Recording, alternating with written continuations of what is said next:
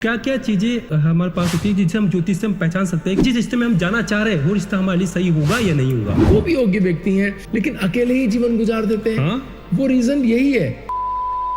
तो हमें बताइए सर, मांगलिक दोष यदि किसी को है तो वो मांगलिक दोष को कैसे दूर कर सकते हैं? कहते हैं कि 11,000 जप कर दीजिए पंडित जी हमारे, हाँ। हमें आशीर्वाद दीजिए, ठीक हो जाए। वो यही है। विवाह हो रहा है या किसी से रिलेशनशिप में हम जा रहे हैं तो इसका प्रभाव एक दूसरे के पार्टनर में पड़ता है, उसकी ग्रोथ पे। सेवा करनी है किसी भी रूप में कर दीजिए आप। तो अगर आप अपने मन में सेवा के रूप में कर देंगे तो आपको वो एक्स्ट्रा काम नहीं करना पड़ेगा ओवर टाइम।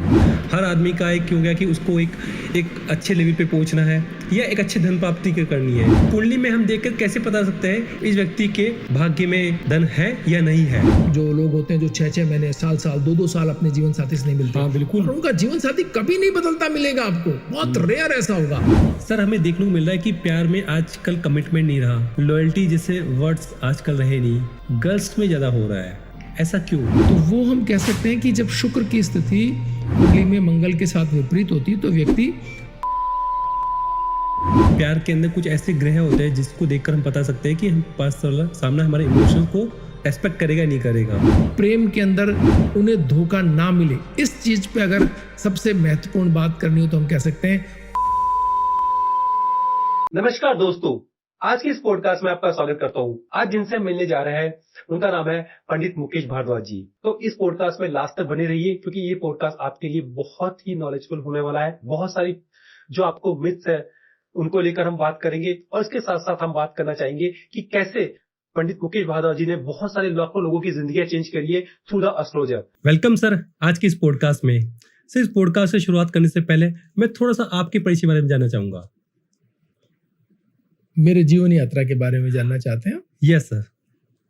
देखिए क्या है कि अब मैं जब 17 साल का था तब मेरे नाना जो है वो देश के प्रख्यात ज्योतिषाचार्य थे, पंडित जुगल किशोर शर्मा, और उनके सानिध्य में मुझे रहने का मौका मिला और वहाँ से ज्योतिष, उससे पहले भी मैं लगातार उनके संपर्क में था, ज्योतिष सीख रहा था।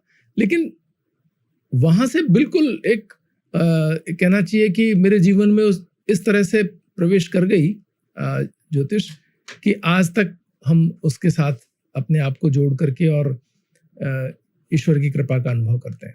सर आज मैं इस पॉडकास्ट को शुरू करने से पहले जब मैंने शुरू किया तो मेरे दिमाग में कुछ क्वेश्चंस जो ज्योतिष को लेकर बहुत थे। आज हम ज्योतिष को लेकर जब बात करते हैं तो रिश्तों में आज ज्योतिष बहुत बड़ा रोल अदा कर रहा है। रिश्तों में ज्योतिष का कितनी महत्वपूर्ण है। जैसे हमें कोई रिलेशनशिप, किसी के साथ शादी करनी है, हमें शादी की उम्र सपोज करो कोई 17 साल का है तो उसे अपने आने वाले टाइम के अंदर अपने पार्टनर को ढूंढना है। जो आज रिलेशनशिप में ऑलरेडी है वो अपने रिश्तों को कहीं ना कहीं निभा रहा है लेकिन वो सही तरीके से नहीं निभा पा रहा। तो ज्योतिष सर वहाँ क्या क्या चीजें ऐसे हमारे पास होती है जिससे हम ज्योतिष से हम पहचान सकते हैं कि हमारे लिए रिश्ता सही है या गलत है, या जिस रिश्ते में हम जाना चाह रहे हैं वो रिश्ता हमारे लिए सही होगा या नहीं होगा? बहुत महत्वपूर्ण बात है।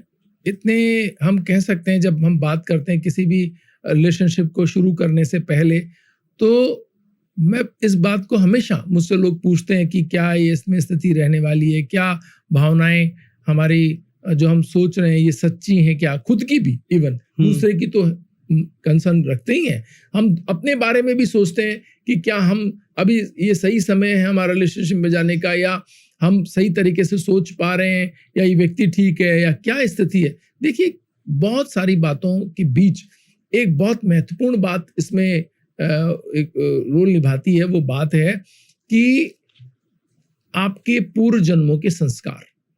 ओके। वहां से हमें एक लाइट मिलती है। वो व्यक्ति जब हमारे सामने आता है जिसका हमारे पूर्व जन्मों के कर्मों से कुछ संबंध रहा है तो हमारा भाव अपने आप उसके प्रति प्रकट हो जाता है। हम उसके प्रति, आप देखते होंगे इन जनरल भी, सामान्य तौर पर भी, कोई व्यक्ति एक रास्ते के अंदर हमारे साथ में गुजर रहा है, हम कोई हमारा लेना देना नहीं है पर हम उस पर ज्यादा खुश या ज्यादा नाराज हो रहे हैं। यही स्थिति हमारे भावनाओं को लेकर के है। वो व्यक्ति जिसको हमने कभी पिछले जन्मों में वो कोई हमारा साथी रहा भावनात्मक संबंधों का, वो जब सामने से गुजरता है तो हम उसके प्रति थोड़ा सा हमारे भाव अलग हो जाते हैं। और वैसे ही अगर कोई ऐसा व्यक्ति जो भावनात्मक तौर पर हमने जिसे पिछले वो पूरे नहीं हुए रिश्ते, लेकिन हमारी चाहत रही कि इस व्यक्ति से, जैसे आज अगर कोई व्यक्ति हमारे सामने मिलता है इसका पूर्व जन्मों से कोई रिश्ता नहीं है, लेकिन हम बहुत भाव से भर जाते हैं कि ये वो व्यक्ति है जो हमारे साथ जिसका जुड़ाव हो सकता है या हमारे लिए अप्रोप्रिएट है, और हमारी चाहना उस स्तर तक जाती है। लेकिन कर्म फल सिद्धांत इसको अलाउ नहीं कर रहे हैं अगर, तो वही रिश्ता अगले जन्मों के अंदर हमारे सामने आता है भावनात्मक संबंधों के रूप में। सर, तो कार्मिक रिलेशन भी कहीं ना कहीं पे फैक्ट है इस चीज में? बिल्कुल, यही तो मैंने कहा अभी कि कर्म के जो, ये तो पिछले जन्मों के कर्म का प्रभाव, इस जन्म में जो आप रिश्ते बनाते हैं इसका पिछले जन्मों से फ्री विल भी कुछ लोग लेके आते हैं, जो किन्हीं ग्रह स्थितियों के अनुसार हमें मिलती है। कुछ लोग फ्री विल के साथ भी हैं इस दुनिया में, कुछ लोग हैं जो अपने कर्म फल सिद्धांत के साथ हैं। तो ये फ्री विल और कर्म फल सिद्धांत, ये दोनों बहुत अलग अलग बातें हैं। ये बड़ी गूढ़ बात ज्योतिष की हमारे बातचीत के बीच में आ गई है कि एक कर्म फल सिद्धांत है जिसे हम कहते हैं कि ये भाई आपके पिछले कर्मों के फल के अनुसार जीवन चल रहा है एक, और दूसरा ऐसे लोग जो फ्री विल लेके आए हैं, जो आज नए संबंधों या नई बातचीत को लेकर के अपने नए कर्म फल गढ़ सकते हैं, जो पिछले कर्मों के आधार पर बंधे हुए नहीं हैं। तो ये दोनों के बीच जो संघर्ष या ये कोई नई बात जो है, ये बहुत ही विचित्र और बहुत ही समझने योग्य है कि कैसे कुछ लोग फ्री विल के साथ हैं और कैसे कुछ लोग कर्म फल के साथ बंधे हुए हैं। ये दोनों चीजें जब एक साथ काम करती हैं तो नए रिश्ते बनते हैं। कर्म जो आज के कर्म के अनुसार भावनात्मक संबंध, और जो अपन देखते हैं कि व्यवसाय या किसी प्रकार का लेन देन जो पिछले जन्मों से जिसका संबंध नहीं, जो बाकी नहीं है, वो भी अब इस दौरान घट सकता है, वो नई चीजें आ सकती हैं।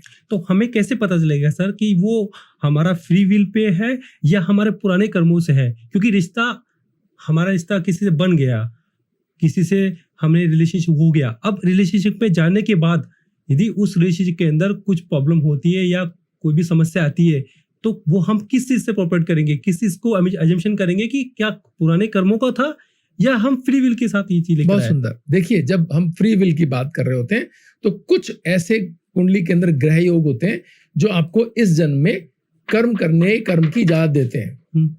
ठीक है, तो नए कर्म की इजाजत वाले जो ग्रह हैं, वो आप देखते हैं सामने वाला लगातार मना कर रहा है, मुझे आपसे रिश्ते में नहीं आना, हाँ। मुझे आपसे रिश्ते में नहीं आना, और फ्री विल वाला जो है वो लगातार नॉक कर रहा है। ये है वो फ्री विल।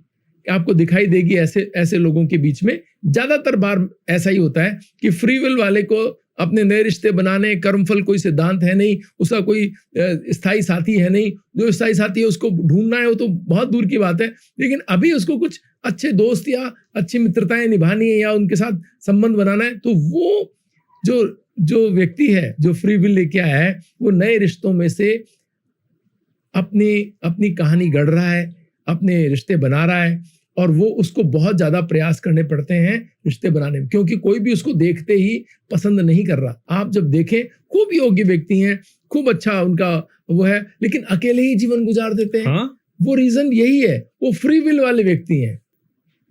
उन्हें क्योंकि जो रिश्ते हैं उनके पास तो कुछ है नहीं, हाँ। तो वो जो थोड़े टाइम के लिए उनको रिश्ते मिलेंगे, हाँ। और वो फ्री विल के तहत से जो रिश्ते मिलेंगे वो, क्योंकि उनका तो जन्मांतर का संबंध किसी और से है, तो वो तो आगे बढ़ जाएंगे, और ये फिर अकेले या बड़ी मुश्किल से साझा भावनात्मक संबंध मतलब शेयर करते हुए रिलेशंस को जीते हैं।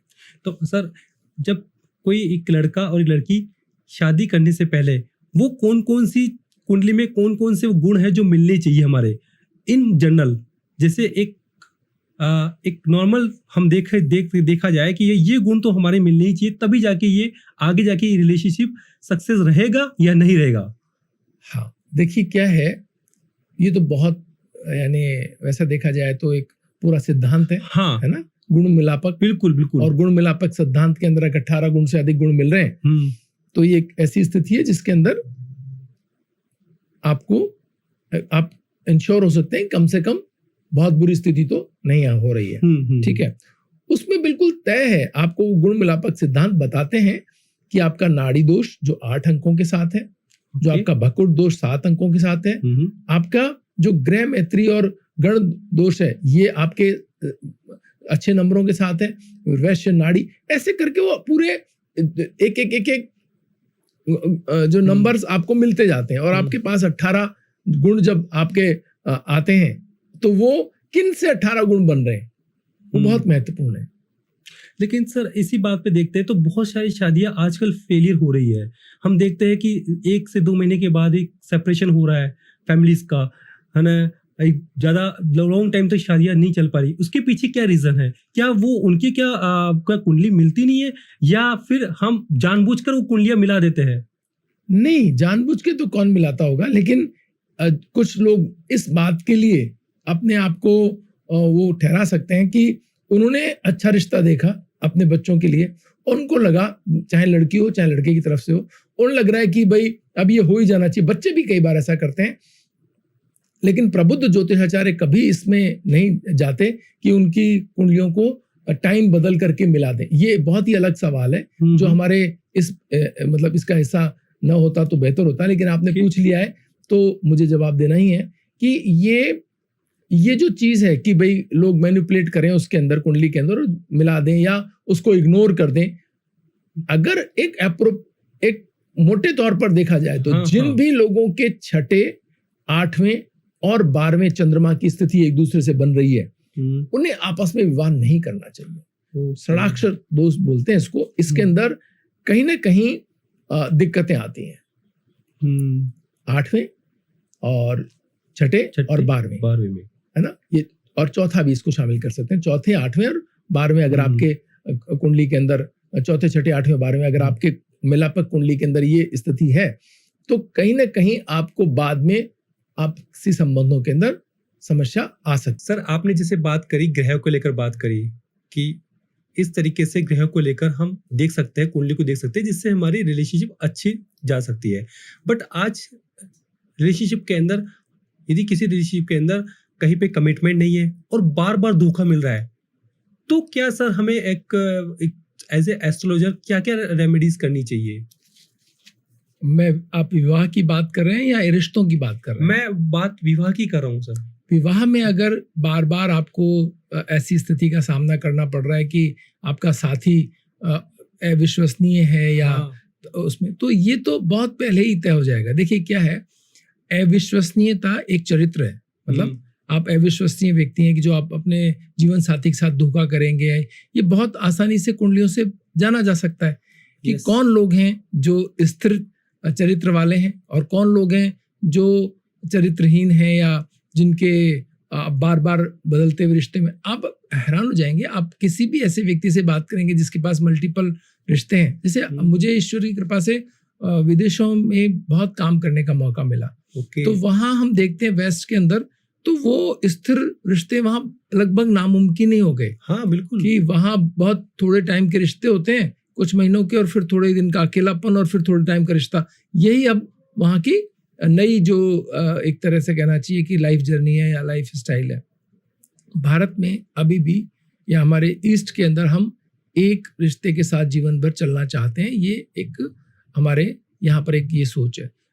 अगर कोई ऐसी स्थिति ना हो जब तक कि कोई बहुत ज़्यादा कोई तनावपूर्ण स्थिति ना हो रही हो या बहुत ज़्यादा ही कोई व्यक्तित्व के अंदर बहुत बड़े बदलाव हों, अगर दो अलग अलग लोग हैं जिनका बिल्कुल भी नहीं मिलता जो मानसिक स्थितियाँ या मानसिक जो स्तर है, तो फिर वो बात अलग हो जाती है। फिर वो अलगाव एक जरूरी भी कई जगहों पर हो जाता है। हम कहते हैं कि भाई अगर इस तरह से हो रहा है तो।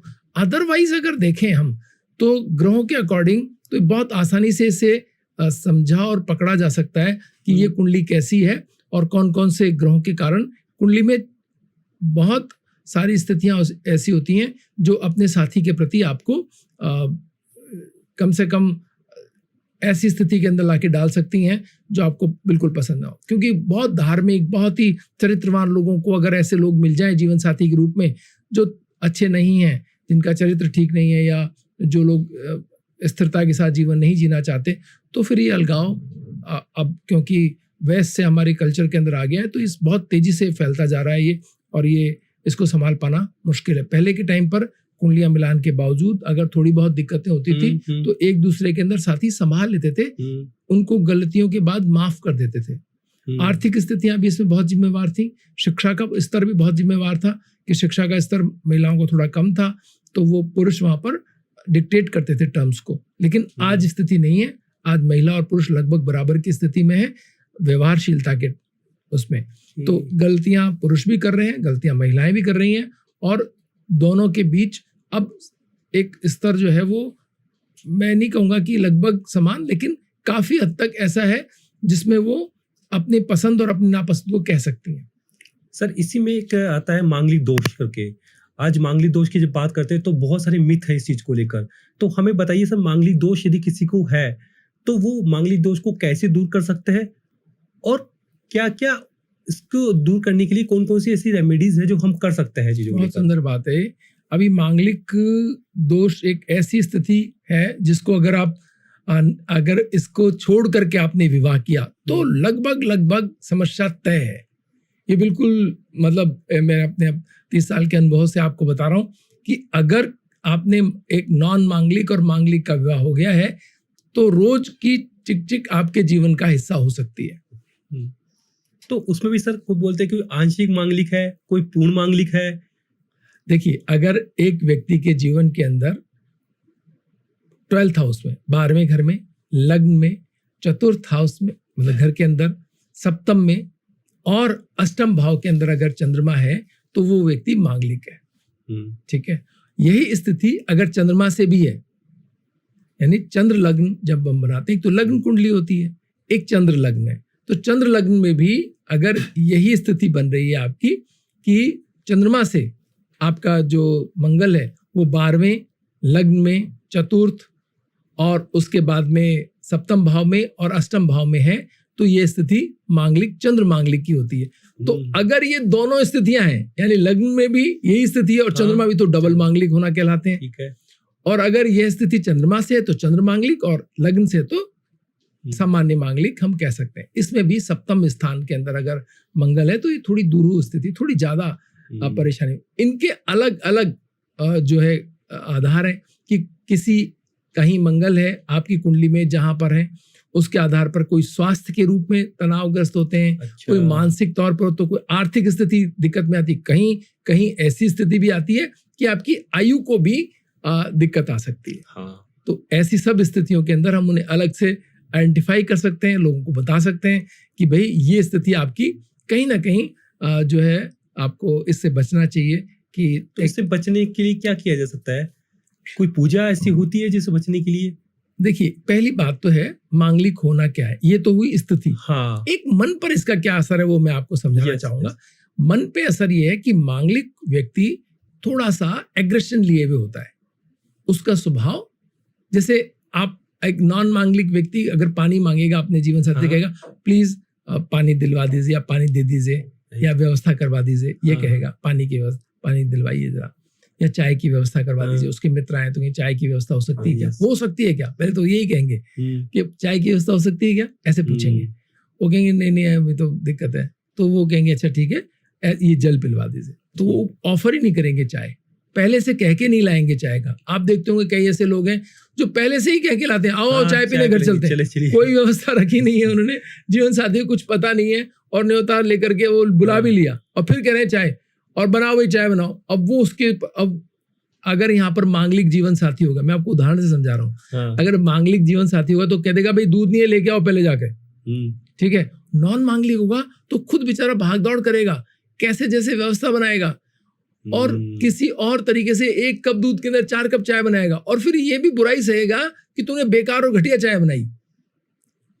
तो ये सब स्थिति, और तनाव में आएगा, पहले ही तनाव में है, उसको पहले से डर लग रहा है कि मेरा साथी कहीं मुझे मेरी आलोचना ना करे या कुछ बुरी बात ना कहे। और फिर उसके बाद ये है वो मांगलिक होने का प्रभाव। मैंने आपको जीवंत उदाहरण के साथ समझाने की कोशिश की कि मांगलिक होना क्या है और ये नॉन मांगलिक के लिए कितना कष्टकारी है, आप सोच भी नहीं सकते। आप देखते होंगे कुछ सालों बाद लड़की अचानक घर से चली जाती है, और अपने माता पिता मैं बिल्कुल नहीं जाऊंगी मना कर देती है जाने के लिए।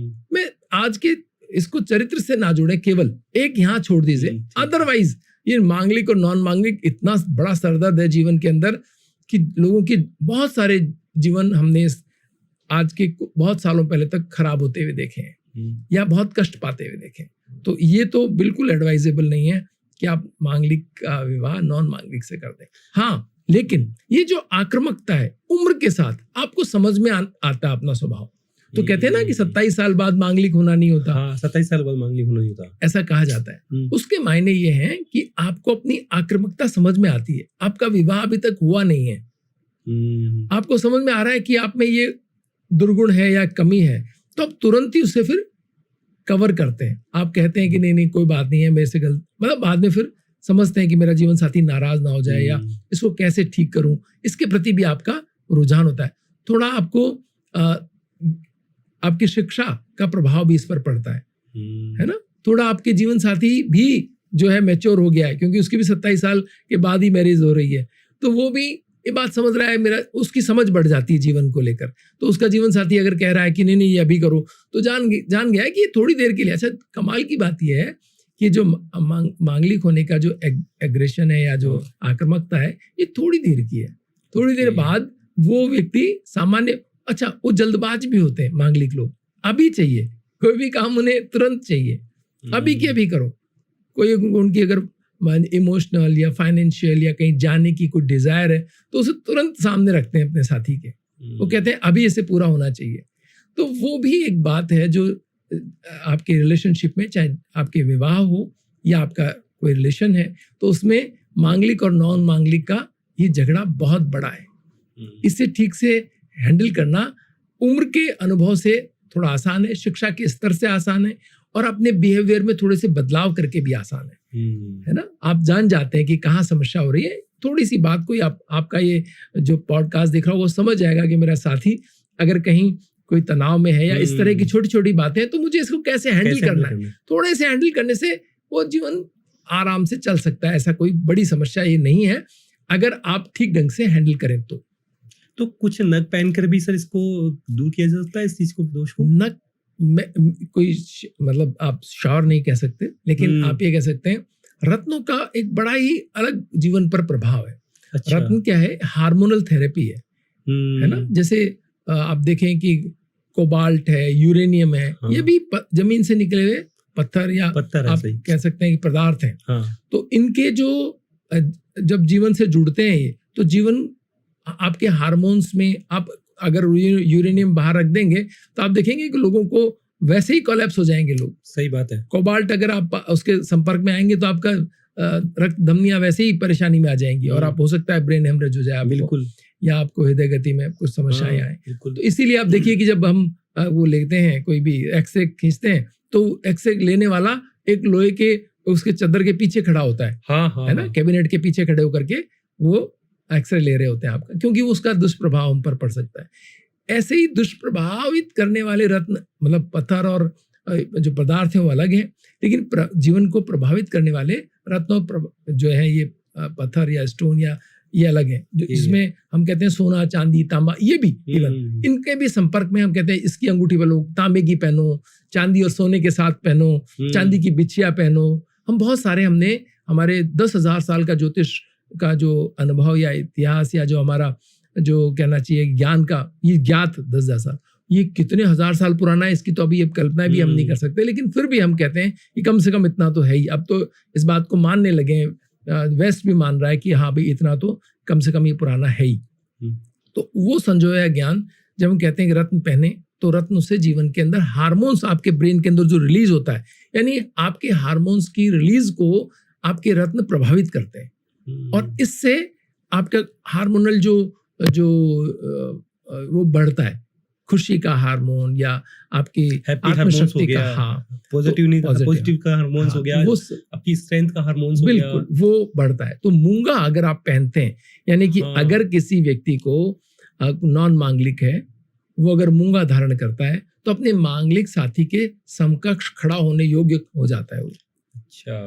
तो उसकी भावनाएं, उसका जो आक्रामकता का स्तर है या उसकी जो अपने कहना चाहिए कि जो डर है उसका, वो कम हो जाता है, और वो समझता है कि मेरे साथी को किस तरीके से मुझे डील करना है। तो थोड़ा साहस उसमें आ सकता है, थोड़ी सी आक्रामकता का स्तर बढ़ सकता है, और इससे वो सिचुएशन को डील कर ले जा सकता है। इसमें एक बहुत रोचक उदाहरण मैं आपको देता हूँ, जो नॉन मांगलिक और मांगलिक के मामले में आता है। हम ऐश्वर्या राय की कुंडली देखते हैं, हाँ वहां पर वो डबल मांगलिक है, यस अभिषेक बच्चन नहीं है। हाँ तो उन्होंने बहुत पूजाएं कराई, आपने हाँ, पूछा पूजा कराने से हो पूजा सकता कराने है क्या, से- तो उन्होंने पूजाएं भी कराई हाँ और विवाह तो हो गया, हाँ हाँ जीवन तो बच गया, यानी हाँ। अभिषेक बच्चन का कोई जीवन का लॉस नहीं हुआ। लेकिन आप इफेक्ट देखें उसका कि अब अमिताभ बच्चन का बेटा हम्म, जो मतलब जिसे फिल्मों की लाइन लगा करके मिलनी चाहिए थी बिल्कुल फिल्म, बिल्कुल और जब वो ऐश्वर्या राय से शादी करने को तैयार थे तब धूम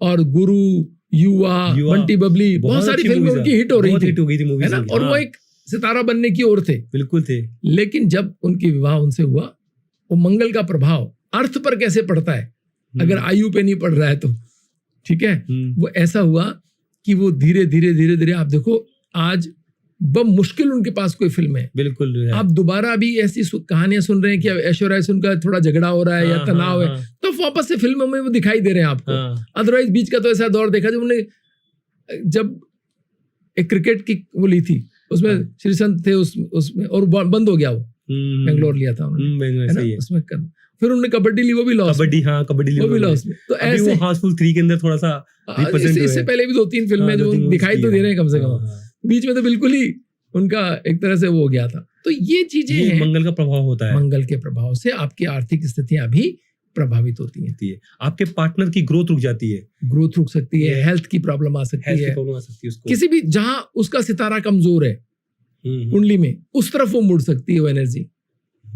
इट मीन्स मतलब जब हम कुंडली मिलाए तो हमें ये देखना जरूरी है कि मांगलिक बोलते हैं, लेकिन मांगलिक से ही मांगलिक का विवाह हो सकता है। आक्रामकता का स्तर मिल जाता है ना, तो अच्छा। वो आपस में वो ऊर्जा को एक दूसरे से हैंडल कर सकते हैं, उस सिचुएशन को संभाल सकते हैं। क्या ज्योतिष, क्या हम किसी से जब हम हमारा जब किसी से विवाह हो रहा है या किसी से रिलेशनशिप में हम जा रहे हैं, तो इसका प्रभाव एक दूसरे के पार्टनर में पड़ता है उसकी ग्रोथ पे, या उसका पार्टनर का ग्रोथ उसके प्रभाव से क्या बढ़ सकती है, रुक सकती है या तेज हो सकती है? बिल्कुल ऐसा तो है ही। आप देखते हैं कि हम किसी भी को कहते हैं कि अरे तुमको मिलने के बाद तो बहुत मैं लकी हाँ। महसूस कर रहा हूँ, यस, उसको ग्रह से हम कैसे आइडेंटिफाई कर सकते हैं। आइडेंटिफाई कर सकते हैं इस चीज को लेकर? देखिए 2 तरह से बात है, एक तो ये है कि कुछ वाइस लोग, वर्सा इसको चेंज कर दे, कहीं की ग्रोथ डाउन भी जाती है। हाँ वो तो मैं आपको बता ही रहा हूँ कि एक व्यक्ति होते हैं जो यूनिवर्सल जो है डोनर होते हैं, मतलब वो आए ही लक बांटने हैं, खुद के लिए लकी नहीं है पर दूसरों के लिए लकी है, लकी फॉर अदर्स, ठीक है। वो लोग जब किसी को दिख भी जाते हैं इवन, यानी आपको आपकी कहानी में का छोटा सा हिस्सा भरे हैं वो, तो भी आपके भाग्य आपका बुलंद हो जाता है और आप अपने उस दिन या उस काम में या उस चीज में आप सफल हो जाते हैं। कई लोग बहुत मेहनती नहीं होते लेकिन बहुत भाग्यशाली होता है ना। भाग्यशाली होना इतना बड़ा है कि ये योद्धाओं यानी जो जीत दर्ज करने वाले, आप देखते हैं कई युद्धों के अंदर ऐसे भाग्यशाली भी रहे जिन्होंने युद्ध हारे लेकिन वो सिस्टम जीत गए। मतलब अपन बाबर और उनका उदाहरण देते हैं, वो युद्ध हार गए थे बाबर, लेकिन उस सेनाएं बिखर गई इनकी, क्या कहते हैं, अपने राणा सांगा की, तो सेनाएं बिखरने की वजह से वो कोई था ही नहीं जीत दर्ज करने वाला, तो जो बचा रह गया वो घायल होके चले गए और बाकी कोई, तो उसने वो कहा ठीक है हम जीत गए। तो ये ऐसी भी जीतें होती है, भाग्य से मिलने वाली जीतें। तो कठोर परिश्रम या बहुत ज्यादा मेहनत या किसी प्रकार का कोई आपका जो शैक्षिक योग्यता या स्तर, उसके बावजूद भी आप देखते हैं भाग्यशाली सबसे ज्यादा आनंददायक स्थिति में होते हैं। तो भाग्य आपके प्रेम को, अगर आप ऐसा व्यक्ति मिल गया है आपको जो भाग्यशाली भी है, तो बहुत ही सुंदर बात है। आपका सवाल ये था कि भाई इसमें कैसे आइडेंटिफाई करें। कैसे बार बार अपने संयोगों को आप देखें कि आप कोई काम करने जा रहे हैं, उस काम के अंदर आपकी जो उनसे जुड़ाव, यानी उनसे कह करके कि साहब मुझे शुभकामनाएं दीजिए, आप देखेंगे अगर आपके उनकी शुभकामनाएं काम कर रही हैं, उनके जुड़ाव के बाद आपकी जॉब में परिवर्तन आए हैं, आपकी शिक्षा के स्तर में परिवर्तन आए हैं, या आपको उनका छोटी छोटी चीज़ों में आपको अच्छा वो मिल रहा है, तो आप उसको भी मान सकते हैं कि वो भाग। तो ये जांचने का विषय, वैसे कुंडली से तो बिल्कुल एक कुछ चीज आपको किसी विद्वान ज्योतिष के पास जाना है और वो आपको बताएंगे कि ये भाग्यशाली है, ये यूनिवर्सल भाग्यशाली है, ये आपके लिए भाग्यशाली है, ये अलग बात है। यूनिवर्सल भाग्यशाली तो सबके लिए, सबके लिए तो वो तो कहीं से भी नहीं, और कोई जरूर नहीं वो खुद के लिए भाग्यशाली हो, खुद के लिए हो सकता है, बट वो आपके पार्टनर के साथ जरूर हो सकती है। और ऐसे लोग बहुत हैं जो खुद के लिए भाग्यशाली हैं और वो अपने भाग्य के दम पर अपने जीवन को। वो कौन से ग्रह होते हैं जिनसे पता लग सकता है कि ये भाग्य, ये कुंडली जो है वो भाग्यशाली कुंडली है? एक तो मैं आपको गारंटेड तौर पे बता सकता हूँ, एक भाग्यशाली तो गारंटेड है, वो दूसरों के लिए है, खुद के लिए है या किसके लिए है वो तो अलग बात है। भाग्यशाली कैसे बनते हैं वो आपको प्रक्रिया समझा देता हूँ। प्रक्रिया है कि कोई अगर अपने साथ प्रारब्ध के पुण्य लेके आया है तो भाग्यशाली है। अब पुण्य खर्च करने के लिए बहुत सारी चीजें चाहिए, एक शिक्षा चाहिए आपकी। आप कैसे खर्च कैसे करोगे? आपके पास मान लीजिए किसी पास 10 करोड़ रुपए लेके कोई रोड पे चल रहा है, उसको नहीं पता घर कैसे खरीदते हैं, उसको नहीं पता गाड़ी कैसे खरीदते हैं, उसको नहीं पता अच्छे वस्त्र कैसे खरीद जाते हैं, उसको भाषा का ज्ञान नहीं है, तो वो अकेले दम आगे नहीं जा सकता, तो लेकिन उसके पास पैसे हैं। आप समझना, ये है पुण्याई, यानी पुण्य आपके पास है, लेकिन आपने योग्यताएं हासिल करने के लिए अपने प्रारब्ध जब जीवन शुरू किया था तो वहां पर ऐसी स्थितियां नहीं ली आपने या नहीं आपको मिली कि आप उस पुण्यों का आप कुछ फायदा उठा सको, तो फिर जीवन तो आ ही गया। तो आप जिसको आशीर्वाद दोगे, आप देखते हो जो कर्म कांड का सिद्धांत है कि आप कहते हैं कि 11,000 जप कर दीजिए पंडित जी हमारे, और हमें जो है आशीर्वाद दीजिए, ठीक हो जाए। वो यही है, वो सारे लोग न जाने कितना पुण्य लेके आए हैं, और वो एक छोटी सी पूजा में जो उनको क्या तो धन मिल रहा होगा, उसमें वो आपको आशीर्वाद दे, जाओ तुम्हारे जॉब लग जाएगी, और पता चल रहा है जॉब लग गई। उन्होंने वो मंत्र जाप किए और पुण्य उनको जो है अपने पुण्यों का एक सहारा उस व्यक्ति को दे दिया, और ईश्वर के प्रति और पुण्य कमा लिए वो जप करके। तो ये साइकिल हो गया कि इसको लगातार पुण्य, यज्ञ और हवन कर्म आदि से वो पुण्य प्राप्त कर रहे हैं, या तो वो डायरेक्टली उनको कह रहे हैं कि प्रभु इनको दे दीजिए पुण्य, और या वो अपने पुण्यों में से उनको दे रहे हैं। तो दोनों में से कोई एक, अगर वो यज्ञ हवन आदि कर्म नहीं कर रहे हैं, खाली आशीर्वाद ही दे रहे हैं धन लेकर के, तो कितना पुण्य उनके पास पड़ा है सोचिए जरा। और वो अगर कर भी रहे हैं, कर्म भी कर रहे हैं, यज्ञ आदि कर्म कर रहे हैं और ईश्वर का जो भी मंत्र है उनके जप कर रहे हैं और फिर दे रहे हैं आशीर्वाद, तो सोचिए वो डबल हो रहा है उनका तो पुण्य, वो उससे और कई गुना पुण्य कमा रहे हैं और आशीर्वाद। तो ये जीवन बदलने वाला है बात है। भाग्यशाली होने के लिए ये एक तरीका हो सकता है। तो जीवन विभिन्न प्रकार से, हम कितने ही आप देखते होंगे जब किसी एस्ट्रोलॉजर के पास जाते हैं, ज्योतिषाचार्य के पास जाते हैं, किसी विज्ञानी, तो हमारे तो सिस्टम में ही था, एक गाय सुबह सुबह एक रोटी गाय के लिए, है ना, एक रोटी कुत्ते के लिए, है ना, और जो आटा बच जाए पॉलिथीन का वो चींटियों के लिए। तो आप देखिए चींटियां, हजारों चींटियां उस आटे के अंदर भोजन करती हैं। हाथी और चींटी इक्वली तो है ईश्वर के यहाँ। चित्रगुप्त के यहाँ हाथी का मूल्य कुछ ज्यादा नहीं है, वो भी एक सोल है, चींटी भी एक सोल है। तो आपका मन अगर प्रकृति से जुड़ा हुआ है, आपका मन अगर ईश्वर की बात समझ में आ रही है आपको, ईश्वर कैसे रिएक्ट करते होंगे, तो आपका जीवन तो बिल्कुल बदल ही जाएगा भैया।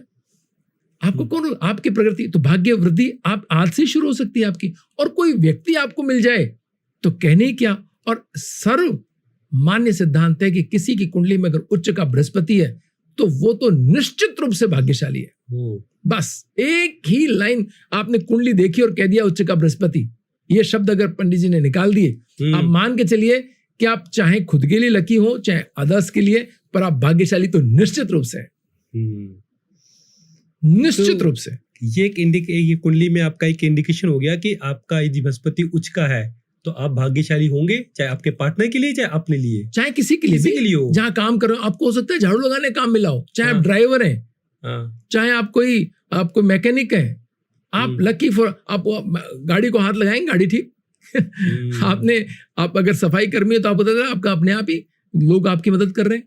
आप अगर वहां पर जॉब कर रहे हैं तो आप देख रहे हैं आपका संस्थान, आपको तो सैलरी उतनी मिल रही है, संस्थान ऊंचा जा रहा है अपने आप ही। तो आप देखिए मैं आपको उदाहरण से बताऊंगा, बड़ी हैरानी की बात बता रहा हूँ। ये हमारा संस्थान जो जिस राजस्थान पत्रिका के लिए मैंने सब वर्षों काम किया, उसका सिद्धांत रहा कि वो जॉब में चाहे गलती होगी छोटा वो कर देते, साइड में कर देते, और जॉब निकालते नहीं थे।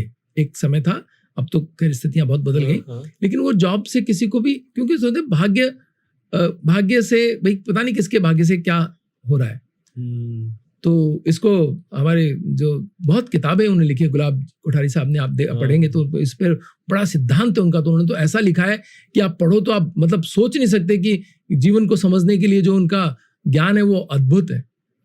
तो वो तो उनके कपूरचंद कुलिश साहब जो उनके श्रद्धेय उनके पिताजी, वो तो बहुत ही मतलब उन ऐसा संस्थान गढ़ा।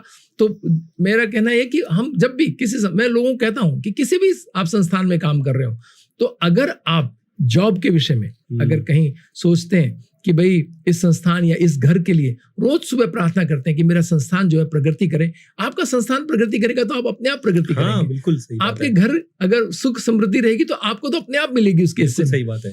ऐसे ही जीवन साथी, बच्चों, परिवार, इनके लिए अगर आप प्रार्थना में होते हैं तो आपके पुण्य, आपको मान लीजिए आपके पुण्य उस तरीके के नहीं है कि आपको सीधे आपको कुछ मिल रहा हो, लेकिन अगर आपके प्रार्थनाओं से, जैसा कि मैं कह रहा हूं कि आपका बृहस्पति अगर अच्छा है तो आपकी प्रार्थनाओं में वो शक्ति होती है कि ईश्वर उस कार्य को कर देते हैं आपके लिए। तो ये एक अलग ही बात हो सकती है, एक अलग ही ऊंचाई सबको मतलब देना लिखा है, उसके माध्यम से आपको मिलना लिखा है। तो आपकी प्रार्थनाओं से आपके कार्यस्थल, आपके जीवन, इसको बहुत ऊंचा कोई फायदा मिल सकता है।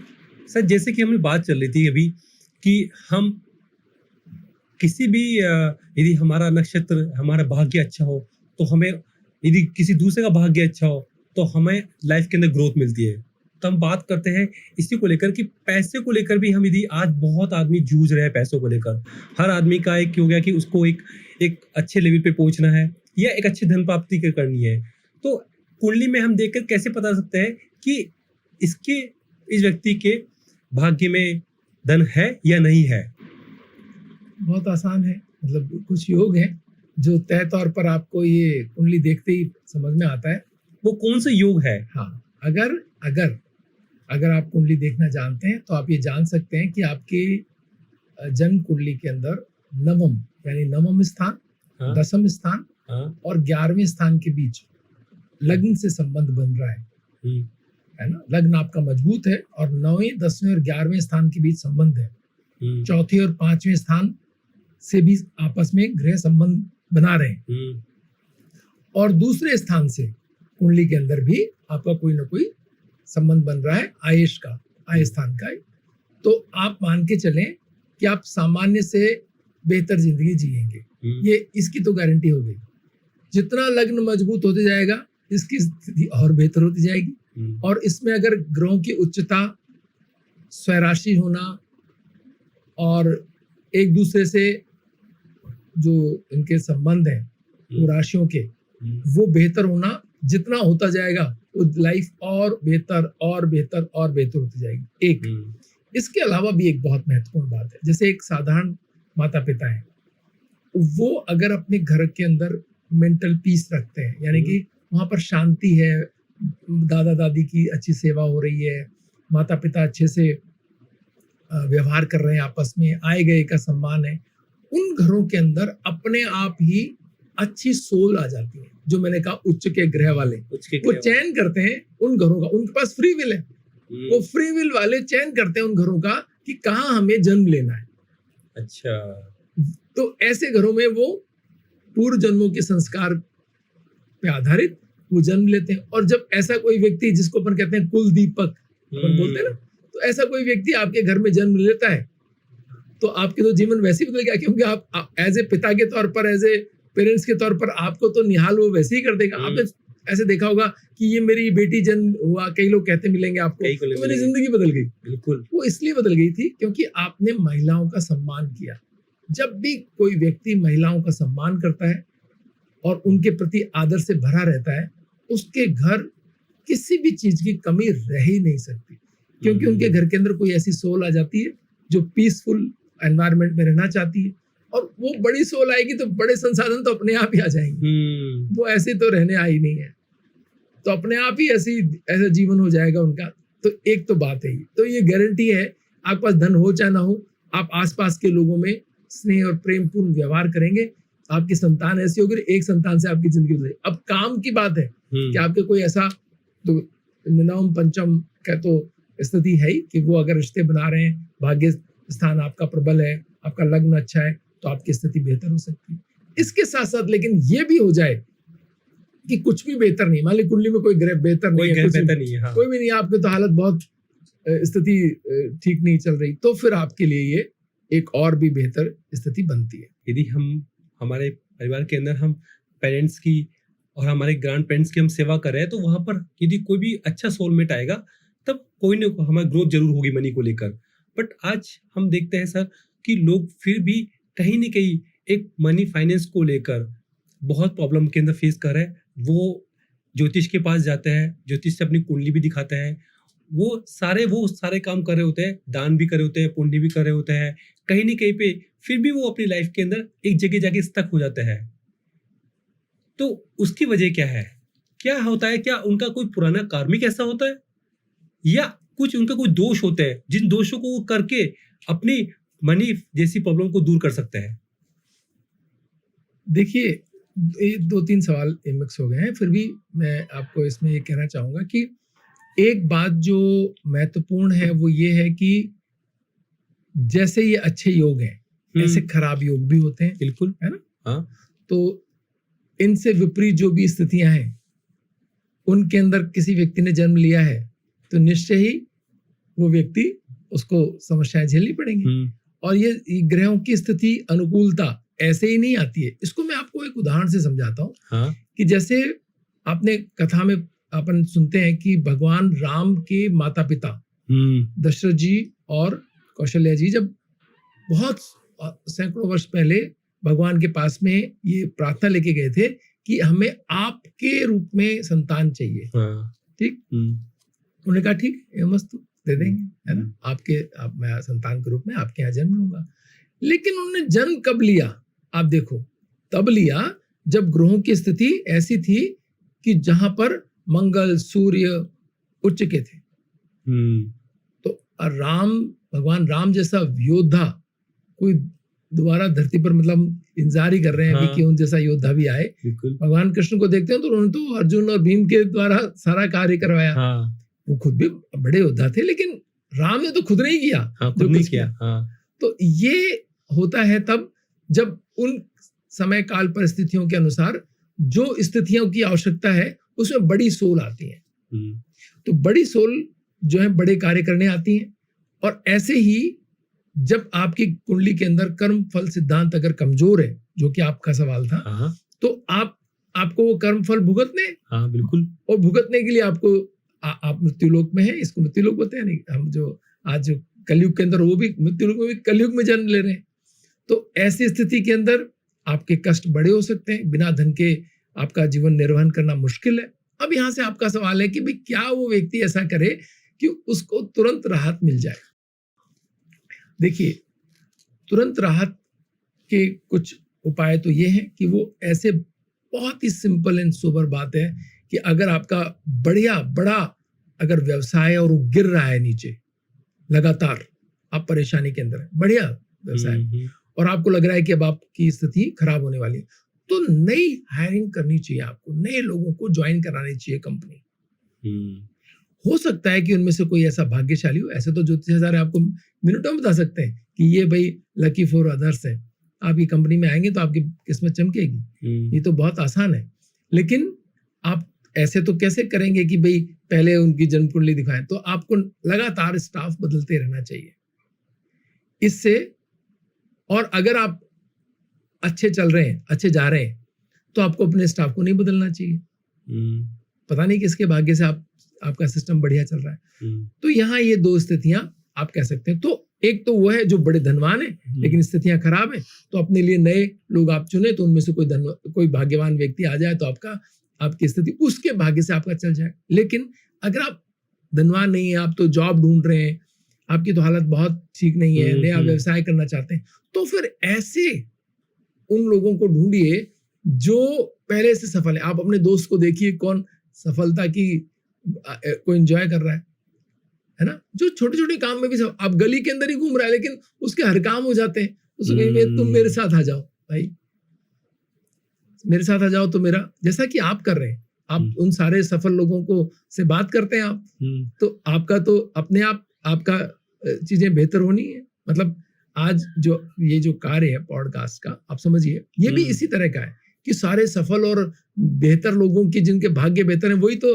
सफलता की, आपने उनको जोड़ा तो आप अपने आप हर उसमें आप, मैंने एक उदाहरण से समझाया, समझ गया, सही तो बात है। ऐसे ही हर वो व्यक्ति जो कोई बहुत बेहतर जिसका जीवन नहीं हो रहा है लेकिन संघर्षशील है, परिश्रमी है और जिसको भाग्य का समर्थन मिल जाता है, उसको अपने कार्यों का के अंदर जोड़ लीजिए तो आपका काम बेहतर हो जाएगा। अपने परिवार का किसी व्यक्ति जोड़ लीजिए, आप अपने माता पिता भाई बहन, कोई भी पत्नी, ससुराल में कोई अगर विवाहित है तो, मित्रों में अगर अविवाहित है तो ढूंढिए उस व्यक्ति को जिसका सितारा उस समय चल रहा हो।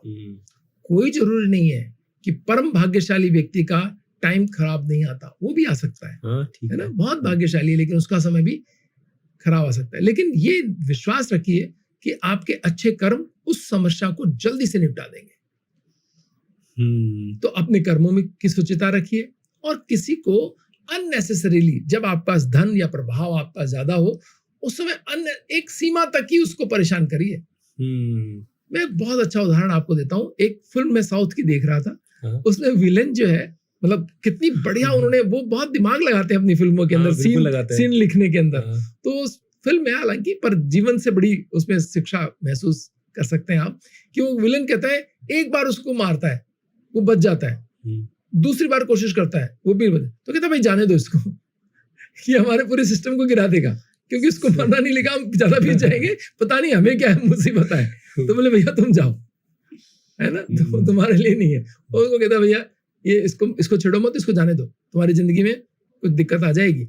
हालांकि वो जो पीछे जो लोग होते हैं वो नहीं मानते और अपनी पूरी शक्ति खो देते हैं और बाद में विलेन आके उनको बोलता है कि मैंने कहा था ना इसको छोड़ दो, तुम नहीं माने और तुम्हारी स्थिति हुई। और कहता है भैया तुम जाओ, मेरा कोई तुम्हारा लेना देना नहीं है। तो वो ये बहुत ही उसमें इतना छिपा हुआ था ये भाग्यशाली होने का प्रमाण कि भैया जिन लोगों के साथ बेहतर रिश्ते आप बना लेते हैं या उनको अपने लूप में ले लेते हैं तो आपकी जिंदगी बेहतर हो जाती है। तो ऐसा काम ढूंढिए, अगर आपको लगातार असफलता मिल रही है तो ऐसा काम ढूंढिए जिसमें लूप में बहुत सारे सफल लोग आ सकते हो।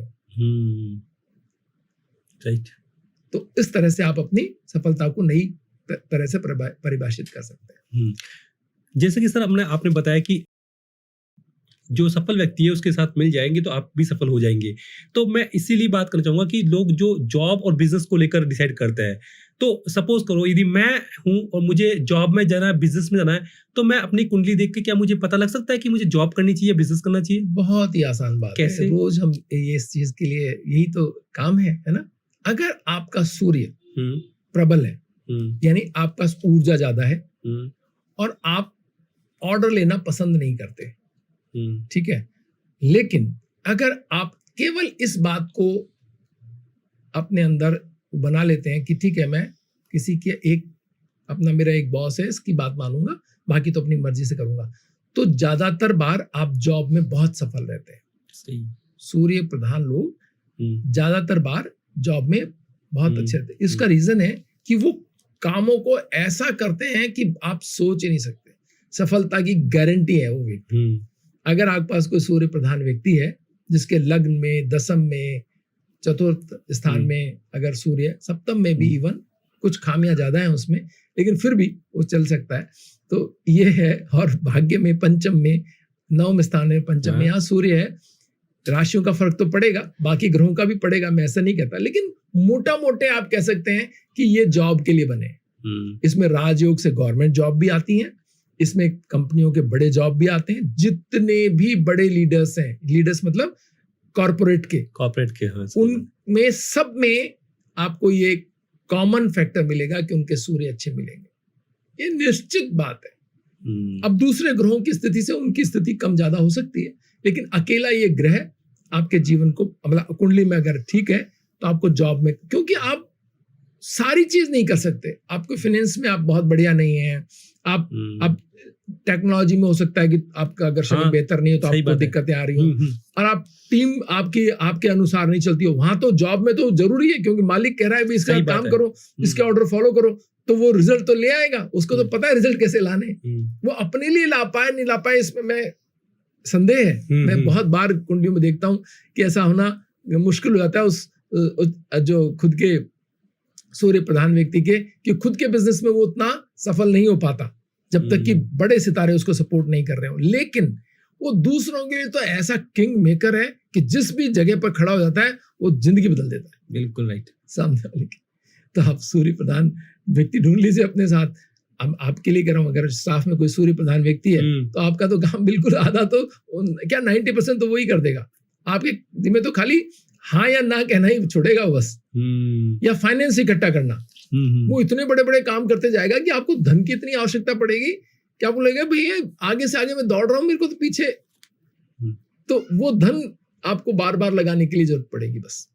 और बिजनेस को लेकर यदि कोई बिजनेस के लिए उसकी कुंडली में बिजनेस का रखा हो तो हाँ, बिजनेसमैन कैसे बनते हैं आपका कहना था।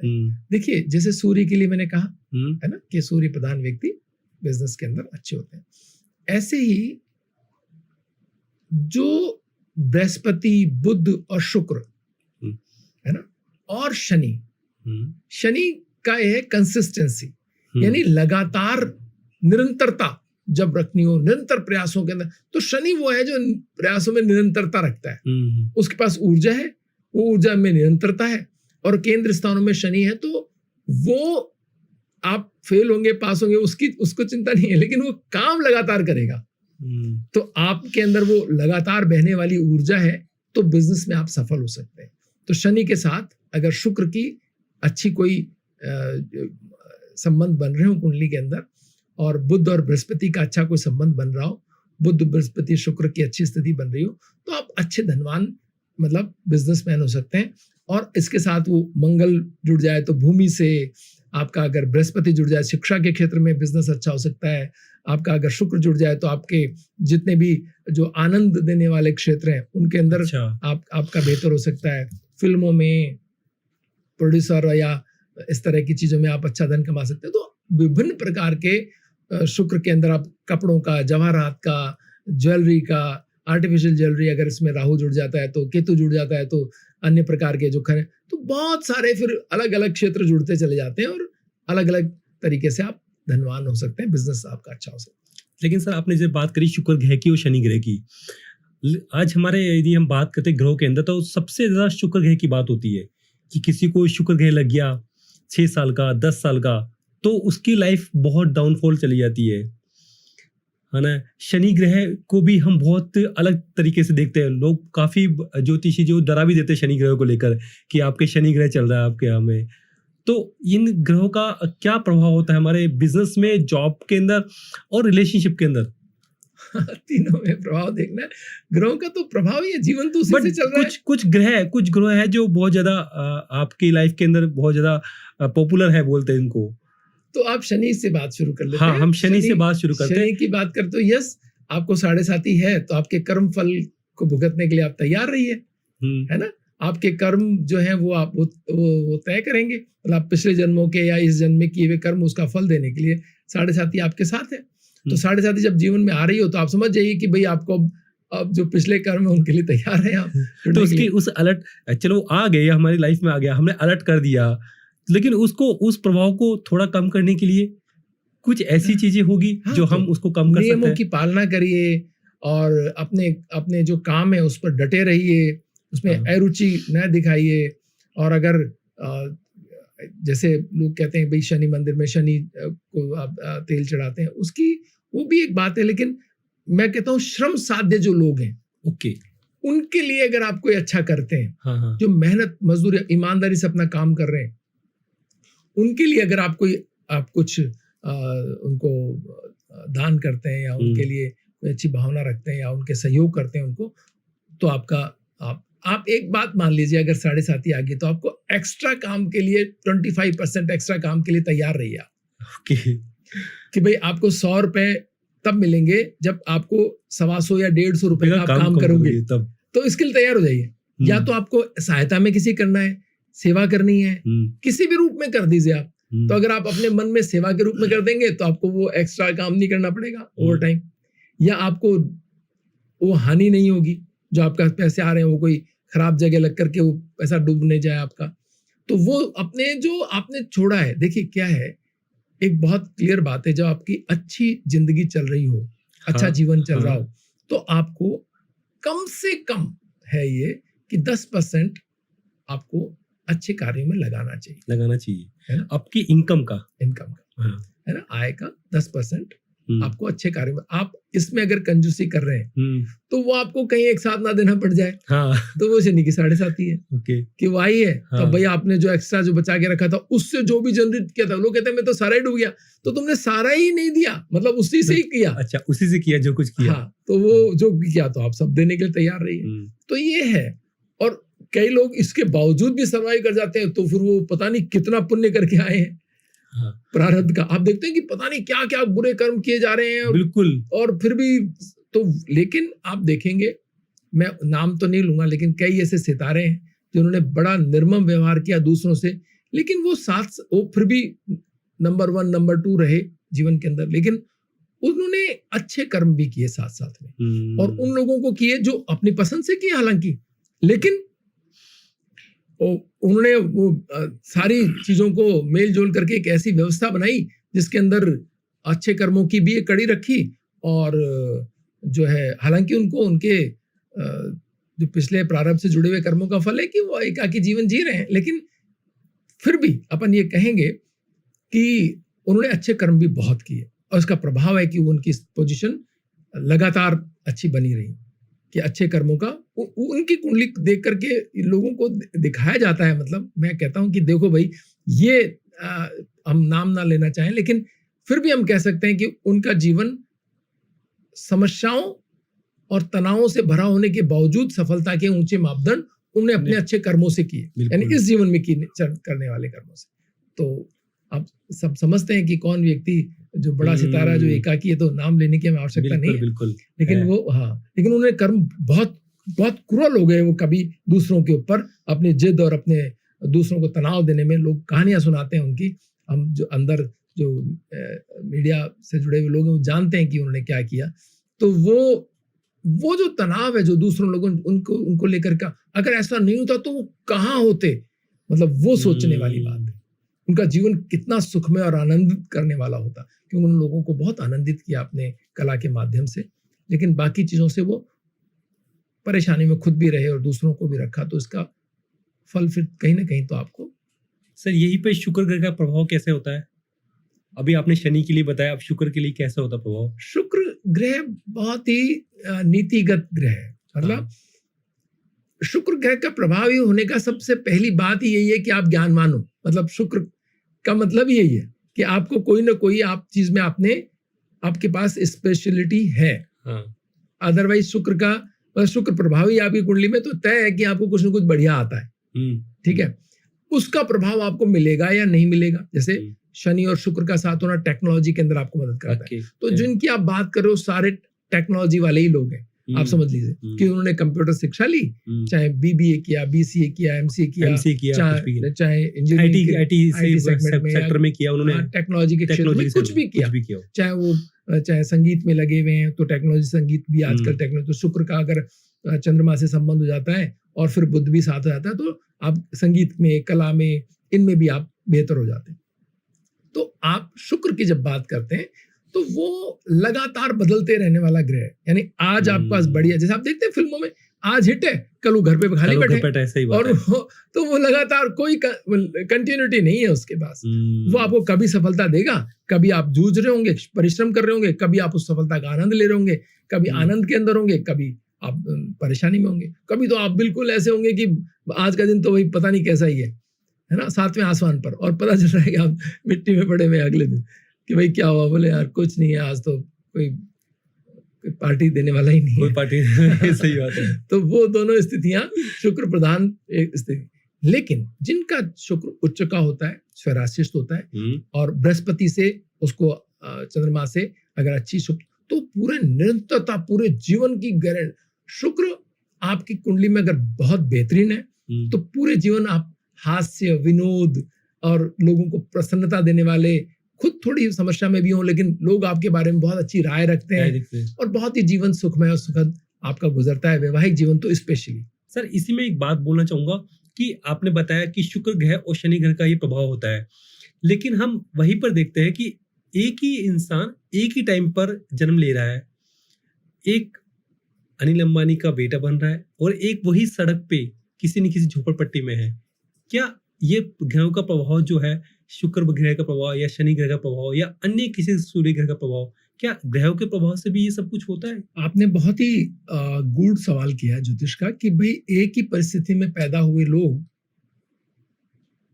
किसी का जीवन कैसा है, किसी का जीवन कैसा है, समय और स्थान भी एक हो सकता है, शहर भी एक हो सकता है। सब कुछ बॉम्बे में उस दिन हजारों लोग पैदा हुए होंगे जिस दिन अभिषेक बच्चन पैदा हुए हों, या जो है किसी धनवान व्यक्ति के घर कोई संतान हुई हो, समय भी एक हो सकता है।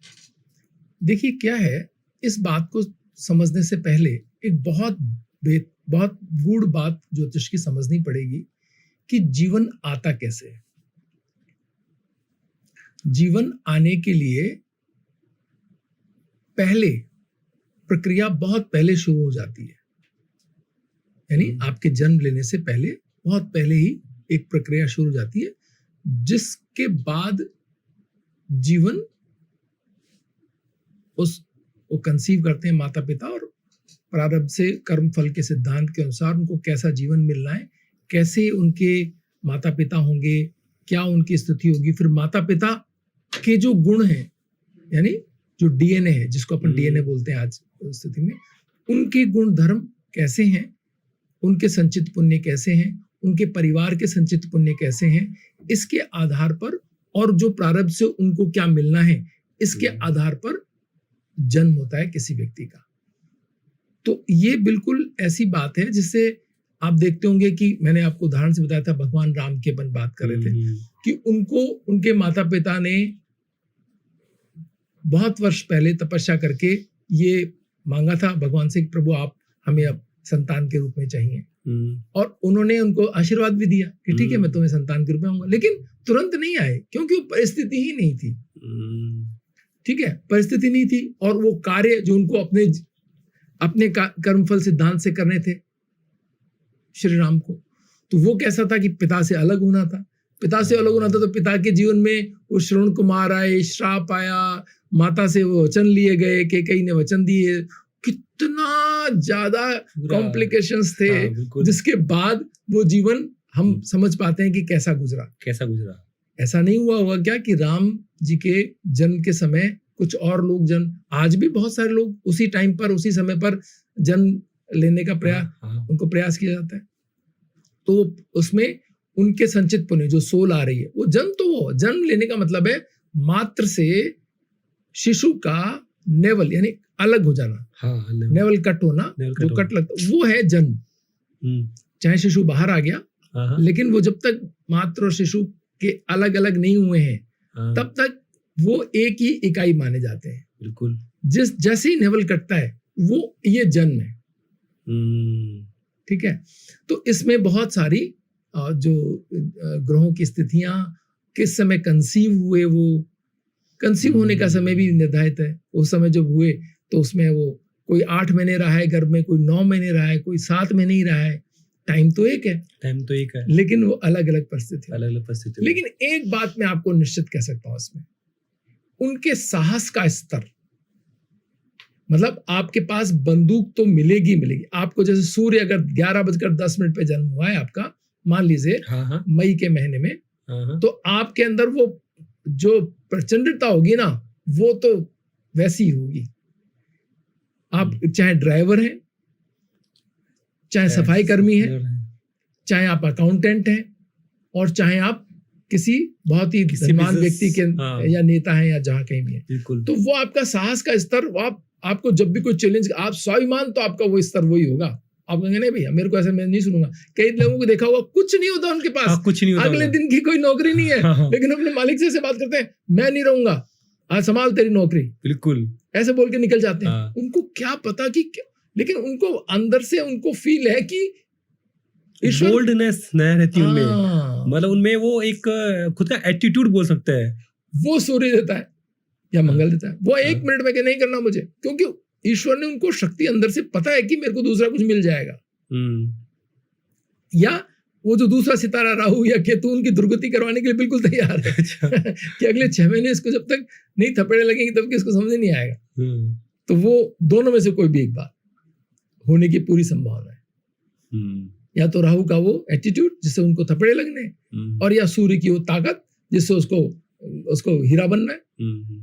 तो दोनों स्थितियों में से एक स्थिति उसके जीवन के अंदर उसको एप्लीकेबल होगी और वो जीवन बेहतर हो जाएगा। जो जन्म की स्थिति है कि जन्म में वो कहीं भी लिया हो उसने, पर वो श्रमशीलता, अगर शनि उच्च का है उस समय, तो वो चाहे लोहार के घर पैदा हुआ है, चाहे बहुत किसी इंडस्ट्रियलिस्ट के, वो मशीनों के पास खड़ा हुआ, मशीनों को जूझता हुआ आपको दिखाई देगा।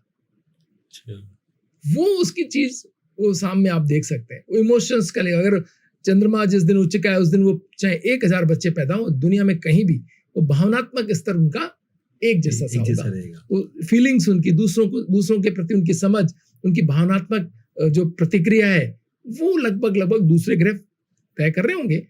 जो जीवन माता पिता के साथ है, प्रारब्ध का है, लेकिन वो रिफ्लेक्ट लगभग वैसे ही करेंगे।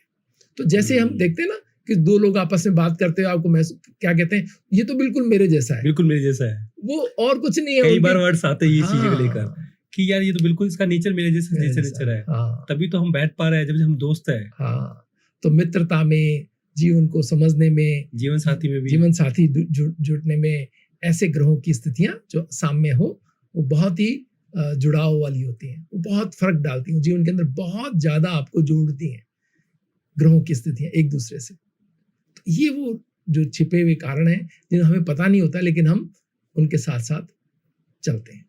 अपने सर बलि ग्रह की स्थिति से ही हमारा नेचर, हमारा बिहेवियर, और कहीं ना कहीं पे हमारे अंदर जिस जो ग्रह का नेचर जो हमें है वो कहीं ना कहीं दर्शाता है। तो वही बात करना चाहूंगा कि क्या लव में भी ऐसे होता है, प्यार के अंदर हम बात करते हैं कि हमें कैसे पता लगे कि हमारा जो जिससे हम प्यार कर रहे हैं वो भी हमारा सेम नेचर का हो, और हम जो प्यार ढूंढ रहे हैं वो हमें हमारा नेचर का मिल रहा है, नहीं मिल रहा, क्योंकि प्यार में तो हमें बहुत धोखा मिलता है इस चीज को लेकर। और आपका सर, आपने इस पे बहुत सारे अपने 2 साल आपने लव एंड कैरियर पे एक ब्लॉग्स, मतलब काफी आर्टिकल्स भी लिखे हैं दैनिक भास्कर में भी। तो आपका एक्सपीरियंस क्या कहता है इस चीज को लेकर, प्यार को लेकर? प्यार को लेकर के मेरा एक्सपीरियंस ये कहता है कि ये 3 तरह से आपको प्रभावित करता है। मैं 3 ग्रहों के बारे में बात करूंगा जिनसे ये मोटा मोटी तय होता है। एक चंद्रमा जो स्पॉन्टेनियस है, अभी आपको प्यार हुआ, 2 घंटे बाद नहीं रहेगा, क्या पता। अच्छा 2 घंटे वाला प्यार हो, नहीं आपको लगा कोई अच्छा, आपने तुरंत बात करी, आप ठीक है, आपने चाय की पी, कॉफी पी, 4 घंटे 10 घंटे 2 दिन 10 दिन जो भी गुजारने, वो 2.25 दिन का एक टेन्योर मानते हैं चंद्रमा के प्रभाव से। तो वो आपका वो आकर्षण आया, आपने इस कर दिया। अब इसके अंदर दूसरा रोल निभाते हैं सूर्य। सूर्य ने कहा कि भाई तुम मेरे हो, तो अब दुनिया में कोई और तुम्हें ये नहीं कह सकेगा कि तुम मेरे हो। तुम मेरे हो, मेड फॉर ईच अदर। ना फिर तुम्हारी कोई चिंता ही नहीं है कि तुम क्या पसंद करते हो नहीं करते। वो कहेगा भाई अब तुम मेरे हो और मैं किसी और का तुम्हें होने नहीं दूंगा। तो ये सूर्य है, कहने भाई अब आ गई अपनी बात, आपने हाँ भर दी। वो डिसेंट भी होता है सूर्य। नेगेटिव सूर्य की बात की मैंने अभी थोड़ी देर पहले कि वो दूसरे का होने नहीं, लेकिन जो पॉजिटिव सूर्य वो आपकी कंसर्न भी मांगेगा कि साहब बताओ आपकी क्या, आपने कह दिया हाँ तो बस चुट हो गया बस, अब खत्म, उसकी जिंदगी भी और आपकी भी। वो स्थिर सोचता है। जुपिटर से जो आपका प्रेम आएगा बृहस्पति की प्रधानता के अंदर, वो ऐसा प्रेम है देव संयोग से है, ईश्वर ने भेजा है उस व्यक्ति को आपके पास। वो न तो बदलेगा, वो थोड़ा सा कि भाई आपने हाँ कह दिया, पूरी जिंदगी आपका इंतजार करेगा। शनि और बृहस्पति से ऐसे वाले संयोग आते हैं, पूरे जीवन आप उनका इंतजार करते हैं। आपने कह दिया ओ निश्चिंत है कि आएगा ही मेरे पास, कहीं नहीं जाएगा ही, क्योंकि वो तो आपको ये निश्चिंतता बृहस्पति और शनि से मिल रही है। ठीक है, तो वो आनंद आपको अनुभूति है कि ये मेरा है और कुछ नहीं बदलने वाला। उसी ही प्रभाव के अंदर आप देखो, आप सैनिकों को मंगल और इसी के प्रभाव में जो लोग होते हैं जो 6-6 महीने, साल 2-2 साल अपने जीवन साथी से नहीं मिलते, बिल्कुल, और उनका जीवन साथी कभी नहीं बदलता मिलेगा आपको, बहुत रेयर ऐसा होगा। आप देखो, आप कमाल की बात, एक सैनिक की पत्नी को आप कभी मिलना, हाँ बिल्कुल सही बात। वो इतनी स्थिर चित्त स्थिर होगी, वो है। आपको बात नहीं करेंगी आपसे, उसको मालूम है मेरा हीरो तो वो है, इसके आगे कहीं ये अड़ता नहीं है व्यक्ति। वो इतनी आत्मविश्वास से भरी हुई, इतनी लबरेज है अपने उसके अंदर प्रेम में कि उसको कोई फर्क नहीं पड़ता किस दुनिया का, वो तो उसी का इंतजार कर रही है।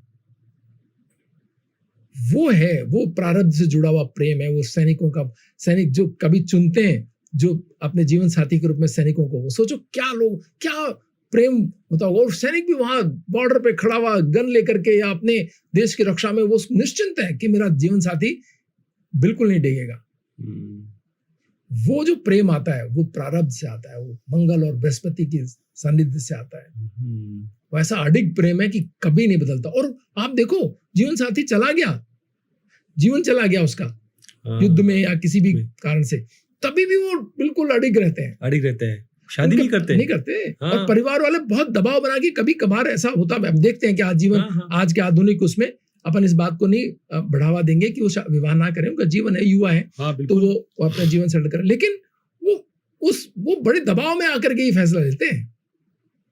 ज्यादातर तो यही सोचते हैं कि नहीं, उसके साथ ही जीवन था हमारा और उसके साथ ही जीवन रहेगा। वो हजारों साल के चक्र में वो जो योद्धाओं का जो जीवन रहा है, आपने प्रारब्ध से जुड़ा हुआ, जहाँ युद्ध होते थे हजारों साल से, वो युद्ध के अंदर जो वीरांगनाएं होती थी, वो युद्ध सैनिक होते थे, वो युद्ध करते थे, आन बान और शान के लिए लड़ते थे। दुनिया के हर हिस्से में ये सब हुआ है। तो उनके जो साथी हैं वो उनका इंतजार करते हैं। प्रेम वो भी है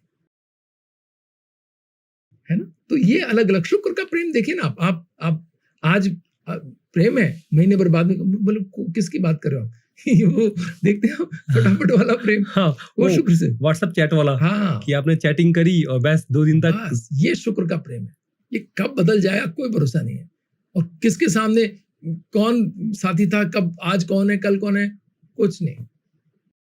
सर हमें देखने को मिल रहा है कि प्यार में आजकल कमिटमेंट नहीं रहा, लॉयल्टी जैसे वर्ड्स आजकल रहे नहीं, और हम देखने में आ रहा है कि ये ज्यादातर कहीं न कहीं पे गर्ल्स में ज्यादा हो रहा है, महिलाओं को लेकर ज्यादा ये चीज हो रही है। ऐसा क्यों?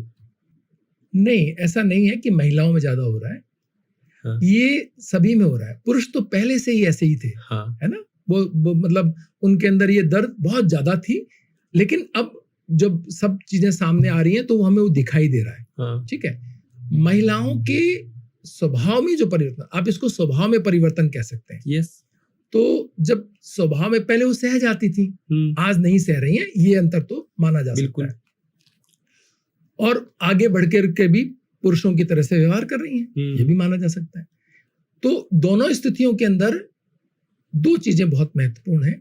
एक, मंगल की स्थिति, जैसे जैसे जीवन तापमान पृथ्वी के जो सरफेस लेवल है वो बढ़ रहा है और मंगल का प्रभाव बढ़ रहा है, इससे स्वभाव में परिवर्तन आ रहे हैं। ऐसा नहीं है कि खाली महिलाओं के, सब जीवों के आ रहे हैं। आक्रामकता थोड़ी सी स्तर बढ़ा हुआ दिखाई देगा। आप देख रहे हैं जो हमारे ध्रुवों से बर्फ पिघल रही है, पर्यावरण में हो रहा है। तो ये जो सब चीजें हैं, ये कहीं ना कहीं स्वभाव में भी परिवर्तन के लिए जिम्मेवार है। और स्वभाव में परिवर्तन, आक्रामकता बढ़ी है। तो आक्रामकता बढ़ने से पुरुषोचित व्यवहार जो है वो, चाहे पुरुषों में और ज्यादा कठोरता या हिंसा के तौर पर, और महिलाओं में थोड़े से अपने शिक्षा के स्तर और जो अपनी भावनाओं को अभिव्यक्त करने के तौर पर, और अपने जुड़ाव जो है सब, कि भाई जो चीज ठीक नहीं लग रही उसको ना कह सकती हैं आप, ना कह सकती। और ये बहुत बढ़िया बात है वैसे तो, लेकिन संबंधों के तौर पर अगर कहें तो ये उन्हीं के लिए नुकसानदेह इसलिए है क्योंकि पुरुषों के लिए तो है ही, लेकिन घर जो है, गृहस्थी जिसको कहना चाहिए, जहां संसार जब आकर के आप अंतगतवा एक आनंद की स्थिति, परिवार वृद्धों का जहां पर केयर हो सकती है, जहां बच्चों की पालना हो सकती है, जहां पर प्रेम और सद्भाव है, वो महिलाएं घट सकती है। पुरुषों के बस की बात ये है ही नहीं, कभी भी नहीं थी, अब भी नहीं है, अभी भी नहीं। वो सीख ले तो भी उनसे 10% भी कर पाए, इसमें मुझे संदेह है। बिल्कुल सही। तो वो जो करुणा, जो प्रेम, जो मातृत्व, जो केयर परिवारजन को, वो सब प्रेम का ही अलग अलग रूप है ना। तो महिलाओं में ये चीज आई तो है, तो वो लेकिन मंगल की वजह से, मंगल जिन भी कुंडलियों के अंदर सूर्य के साथ ज्यादा प्रभावी हो जाते हैं, वो पुरुष या महिलाएं अस्थिर जीवन मतलब प्रेम को देख के लिए जिम्मेवार हो जाते हैं। वो अपने अधिकार और अपने चीजों के प्रति उतने ताकतवर नहीं रह मतलब उतना उनको नहीं मिल पाता, क्योंकि साथी का स्पेस कम होता है, तो फिर उसको छोड़ने में बिलीव करते हैं। तो फटाफट बदलते हुए संबंधों में शुक्र और मंगल की जो स्थिति है, जो लस्ट, जो कहना चाहिए कि जीवन के अंदर एक क्या चाहना है, क्या चाहिए ज्यादा, इसकी तुलनात्मक वो बहुत ज्यादा करते हैं कि इसमें तो ये खराब, छोड़ो छोड़ो छोड़ो छोड़ो, फटाफट छोड़ो। तो फटाफट छोड़ो की प्रवृत्ति जो है कि इसमें ये चीज ठीक नहीं है, तो नए चीज की, तो वो शुक्र और मंगल मिलकर के आपको उस लेवल तक लेके जाते हैं। लेकिन सर वहीं पर हम बात करते हैं कि कई लोगों के अंदर हमें बार बार धोखा मिल रहा है, तो हम कैसे आइडेंटिफाई करें कि भैया अब जो आने वाला है वो वाकई मेरा सोलमेट है या नहीं है? हाँ, तो ये तो आपको, ये बहुत महत्वपूर्ण बात है। इसको 4 परीक्षण से आप देख सकते हैं। पहला परीक्षण ये है कि उनके माता पिता से मिलिए आप। अगर उनके माता पिता भी आपको उतना ही स्नेह कर रहे हैं जितना वो व्यक्ति कर रहा है, आप बिलीव माने कि वो रिश्ता ज्यादा टिकाऊ रिश्ता है।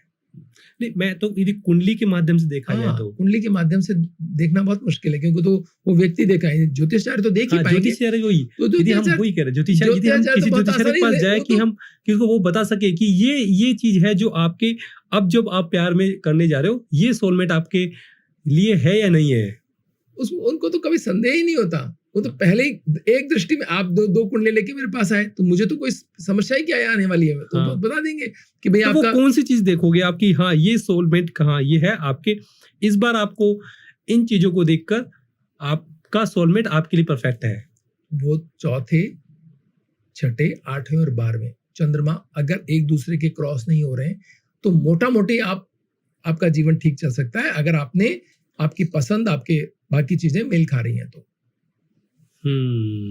ये चंद्रमा की स्थिति इसको काफी हद तक तय कर सकती है। अच्छा, काफी स्थिति इस चीज को तय कर सकती है। अच्छा, दूसरी बात इसी में यदि मैं पूछना चाहूंगा कि हमें लव हुआ किसी से, है ना, बट कहीं न कहीं पे उस प्यार के अंदर हम देख पा रहे हैं कि जो हमारे सामने हमारा पार्टनर है, जिसके साथ हम प्यार कर रहे हैं, वो हमें कहीं ना कहीं चीट कर रहा है बार बार। हम चीट नहीं कर रहे, बट बार बार वो चीट कर रहा है हमें। अगर शुक्र उसका अच्छा नहीं है, अगर शुक्र का परीक्षण कुंडली दिखवाएं आप, इसका शुक्र कैसा है। अगर शुक्र अच्छा नहीं है तो आप उनके साथ आपको नहीं व्यवहार करना चाहिए। अच्छा, उनके साथ हमें प्यार वो उसमें नहीं आना चाहिए। और यहीं पे सर हमें क्या, जिसे हम बात करते हैं, इसी के अंदर बात करते हैं कि इमोशन की बात करते हैं। कैसे हम इमोशन, बेसिकली क्या होता है कि हमें पता नहीं होता कि हम सामने वाले के पर्सन के साथ में इमोशनल अटैचमेंट तो हो गए। अब इमोशनल अटैचमेंट जो हमारा हो गया, लेकिन वो हमारे इमोशनल अटैचमेंट का कहीं न कहीं पे उसका मिस यूज कर रहा है। तो हम कैसे आइडेंटिफाई कर पाएंगे कि हाँ यार, हमारे इमोशन की वैल्यू नहीं है इसके सामने? तो वो तो यही कुंडली के अंदर अगर हम जाएंगे तो आप जल्दी से अटैचमेंट के लिए आपको चंद्रमा जिम्मेवार है। तो चंद्रमा जो है वो उसकी स्थिति ये बताती है कि आप जब आपको जल्दी से किसी भरोसा हो जाता है, और भरोसा हो जाता है तो सामने वाले कैसे भी हों, आपको तो 2.5 दिन का, जो मैंने पहले भी कहा कि वो जुड़ाव आप महसूस करते हो, जुड़ाव महसूस करते हो तो आपको दिक्कत आ सकती है। मतलब आपको ये अपने ऊपर अंकुश लगाना होगा कि भाई मैं इसमें नहीं जाऊंगा। अपने ऊपर रोकना होगा कि मैं जब तक मेरे को सही कुंडली मिलान नहीं होगा, मैं इसके आगे नहीं जाऊंगा। शुक्र जो नीच का है अगर, या मंगल नीच का है अगर, या जो है चंद्रमा की स्थिति ठीक नहीं है, तो ये 3 सितारे महत्वपूर्ण रोल निभाते हैं इसके अंदर। शुक्र का नीच का होना, जो है मंगल का नीच का होना, और चंद्रमा का नीच राशि में या उच्च का होना। तो ये भी एक ऐसी स्थिति है जो बार बार संबंधों के अंदर तनाव देने की स्थिति में कम से कम इनका तो ख्याल रखूंगा। अगर इनके आपकी कुंडली भी ऐसी है और सामने वाले की भी, तो फिर भी निर्भय है। ऐसा थोड़ी है कि चंद्रमा नीच वाले व्यक्ति कोई दुनिया में उनको क्या, बिल्कुल वो भी तो रहेंगे, वो भी रहेंगे। तो वो उन लोगों के साथ उनको भी डर होता है एक्चुअली अपने भावनात्मक संबंधों में बेहतर स्थिति बनाने का। तो वो आप उन लोगों के साथ कंफर्टेबल होते हैं जो ज्यादा सवाल नहीं करते। आप उनसे ज्यादा सवाल करेंगे वो भाग जाएंगे डर के मारे। तो ऐसा नहीं है कि वो अच्छे जीवन साथी नहीं है। चंद्रमा बहुत अच्छे जीवन साथी हैं, शुक्र नीचे वाले जीवन साथी बहुत बढ़िया जीवन साथी, पर उनको बार बार छेड़िए मत, उनके ऊपर अपेक्षाओं का बोझ मत डालिए, सवाल मत करिए, तो आपको वो पूरी जिंदगी सुख देना चाहते हैं। सर हमने बात करी अभी कि आपने बताया कि प्यार के अंदर कुछ ऐसे ग्रह होते हैं जिसको देखकर हम बता सकते हैं कि हम पास वाला सामना हमारे इमोशंस को रेस्पेक्ट करेगा नहीं करेगा। पर हम बात करते हैं सर, कोई इंसान बहुत रोमांटिक है, तो क्या हमें ग्रहों से पता लग सकता है कि कौन से ऐसे ग्रह होते हैं जिससे पता चल सकता है कि वो बहुत इंसान रोमांटिक है? हाँ बिल्कुल, ये तो है ही ना, यही तो मैंने आपको कहा कि शुक्र की जो स्थिति है चंद्रमा के साथ अगर कहीं जुड़ाव है तो वो व्यक्ति को बहुत ही स्पॉन्टेनियस इमोशनल है। चंद्रमा और शुक्र अगर मिल जाते हैं तो एकदम तेज गति से वो भावनाओं में बह सकते हैं और जो है नए संबंधों को बनाने में भूमिका निभाते हैं। नहीं, मैं जैसे बात करूँ शाहरुख खान की, तो क्या शाहरुख खान के ग्रह कुंडली में क्या वो शुक्र ग्रह उसका पावरफुल है? क्योंकि वो तो रोमांटिक के लिए जाने जाता है कि एज रोमांस के लिए वो हाँ, आप किंग कह है। सकते हैं कि वहाँ सूर्य जो है वो भी अपनी ऊर्जा देते हैं, यानी ऊर्जा 3 ग्रहों के पास है, आप समझिए। एक सूर्य के पास, मंगल के पास और राहु के पास। ये जब तीनों ग्रह इस शुक्र को और चंद्रमा को ऊर्जा दे देते हैं या इनके घरों में होते हैं या इनसे कोई संबंध बना रहे होते हैं, तो व्यक्ति अपनी ऊर्जा को किसी भी माध्यम से दूसरों तक पहुंचा सकते हैं। जैसे वो चलचित्र के माध्यम से, यानी फिल्मों के माध्यम से दूसरों तक उतनी ऊर्जा पहुंचा देते हैं कि सामने वाला भी उससे बंध जाता है।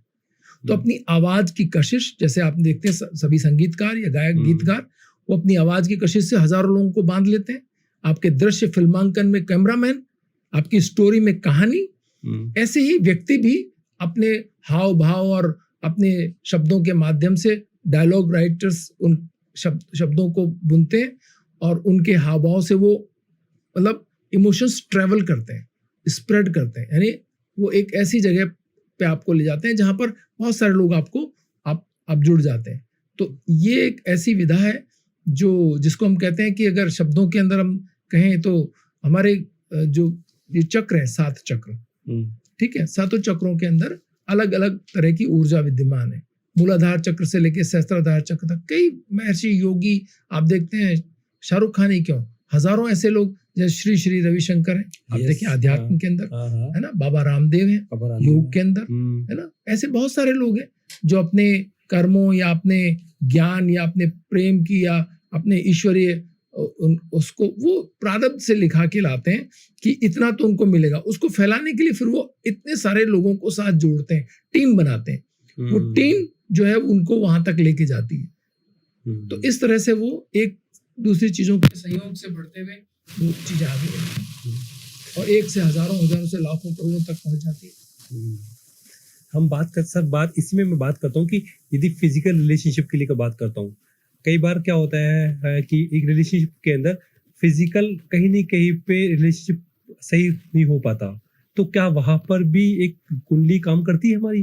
देखिए, जब आप बात करते हैं कि जब रिश्तों के अंदर किसी प्रकार का कि जो है लस्ट ज्यादा बढ़ा हुआ है जिसको आपने कहा, तो वो हम कह सकते हैं कि जब शुक्र की स्थिति कुंडली में मंगल के साथ विपरीत होती है तो व्यक्ति अतिचारी हो जाता है, यानी अपने संबंधों की गरिमा का ख्याल नहीं रखता और वो कुछ भी मतलब एक से अधिक संबंध बनाना या दूसरों की भावनाओं की केयर नहीं करना, ये सब राहु मंगल और शुक्र की विपरीत स्थितियों के कारण कुंडली में अगर ये ग्रह विपरीत होते तो ये स्थितियां बनती हैं और इसके अंदर व्यक्ति की जो खुद की स्थिति तो खराब होती है, वो दूसरों के जीवन को भी खराब कर देता है। लेकिन मैं बात करूंगा यदि फैमिली रिलेशनशिप की बात करूंगा कि एक हस्बैंड और वाइफ है, उनके बीच भी फिजिकल रिलेशनशिप सही नहीं हो पा रहा कहीं न कहीं पे, तो क्या ग्रहों की वजह से भी ये होता है? और क्या, दोनों की जो पसंद नापसंद, जो इच्छाएं, समय, यानी इसमें समय बहुत महत्वपूर्ण, किसी का मूड किस समय हो रहा है, किसी का मूड किसी और समय हो रहा है, तो वो समय नहीं मैच कर रहा, भावनाएं नहीं मैच कर रही। कोई उपाय ऐसा जो कर सकते हैं हम घर पे? हाँ, अगर कोई घर पे उपाय करने की बात है तो ये बहुत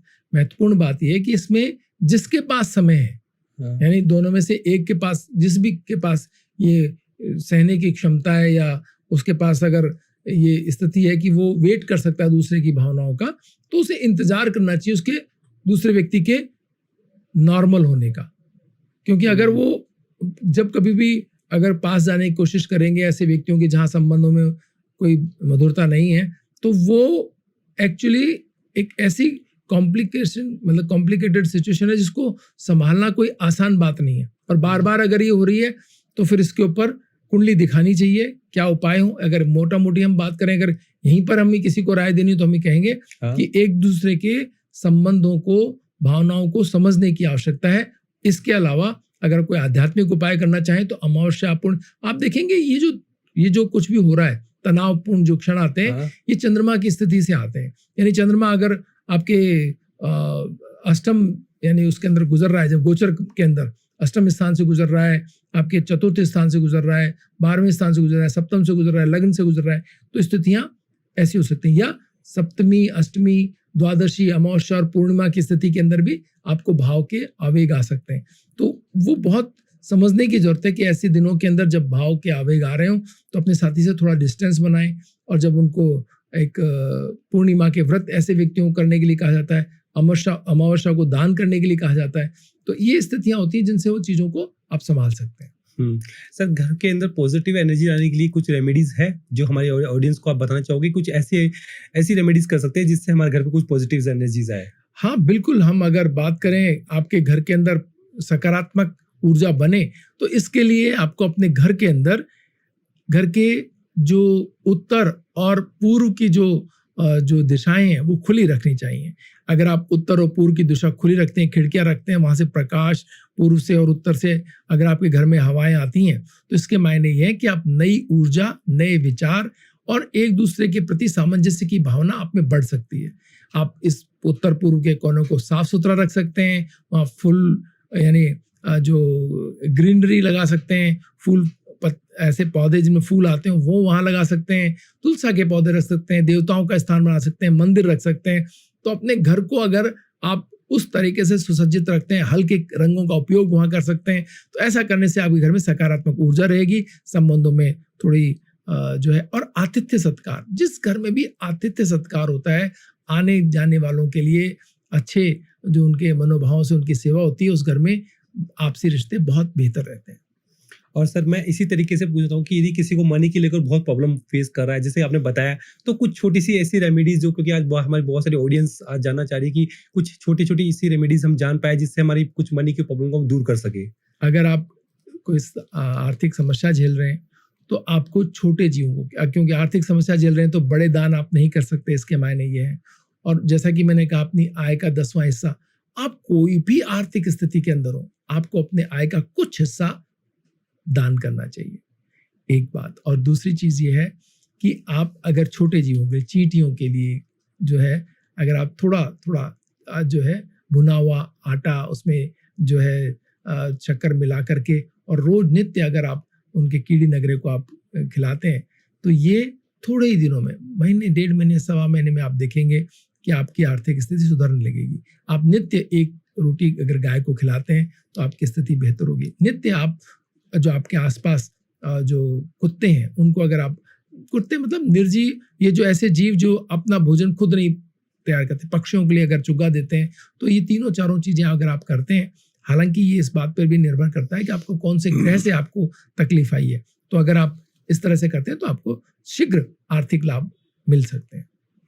आज हमारी बहुत सारी ऑडियंस जो है, जो प्यार में उनको बहुत धोखा मिला है, तो वो उनको धोखा बार बार ना मिले, तो उसके लिए वो कुछ ना कुछ जरूर जानना चाहेंगे कि वो क्या ऐसा करे कि उनको वो फेस न करना पड़े उन चीजों को लेकर। बहुत सुंदर बात है।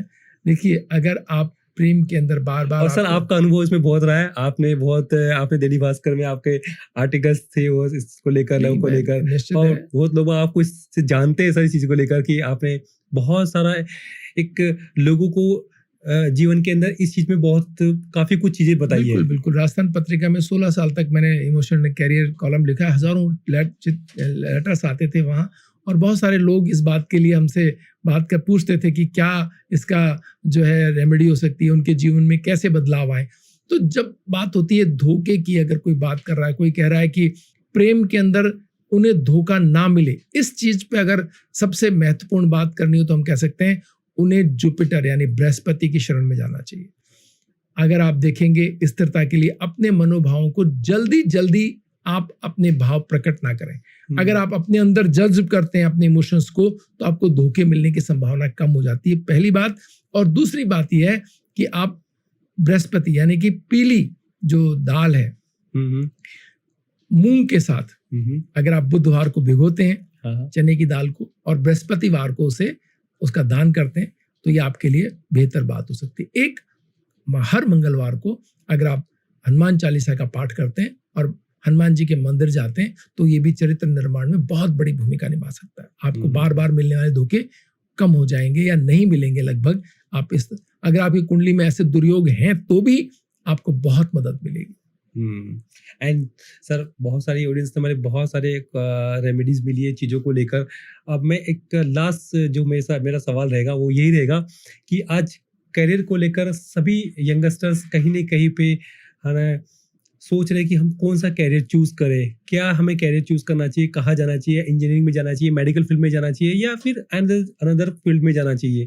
वो कैसे चूज करें और उसके लिए क्या ऐसी रेमेडीज हो सकती है जिससे उनको पता लग जाए कि हाँ ये हम कर सकते हैं इस चीज को लेकर। क्या हम ऐसे कुंडली में ऐसे कुछ ग्रह को देखकर या फिर कुछ हम कहीं पे एक अच्छे ज्योतिषी के पास जाके हम पता कर सकते नहीं कर सकते? बिल्कुल, आपको एक अच्छे जो एस्ट्रोलॉजर के पास तो जाना ही चाहिए। आप एक काम कर सकते हैं, ऐसे जो भी दर्शक इस प्रोग्राम को देख रहे हैं, एक कैंडल, एक बड़ी एक फीट का मोटा एक मोमबत्ती ले आए, उसको ब्लो करें, जलाएं उसे, और उसकी लौ के ऊपर अपना ध्यान केंद्रित करें। जब वो लौ आपको अपने आंख बंद करने पर भी जब तक आपको दिखाई दे रही है तब तक आंख बंद रखें, और कोई विचार आ रहा हो तो खोलें, वापस उस पर केंद्रित करें, लौ के ऊपर ध्यान, और फिर आंख बंद करें। जब तक वो लौ आपको दिखाई दे तब तक आंख बंद रखें। अगर इस विधा को आप काम में लेते हैं तो आपके अंदर से, आप यकीन माने, एक मंत्र भी साथ कर सकते हैं, ओम गंग गणपति नमः। तो अंदर से आपको वो भाव आएगा जो सही का चयन करने में आपकी बहुत मदद करेगा।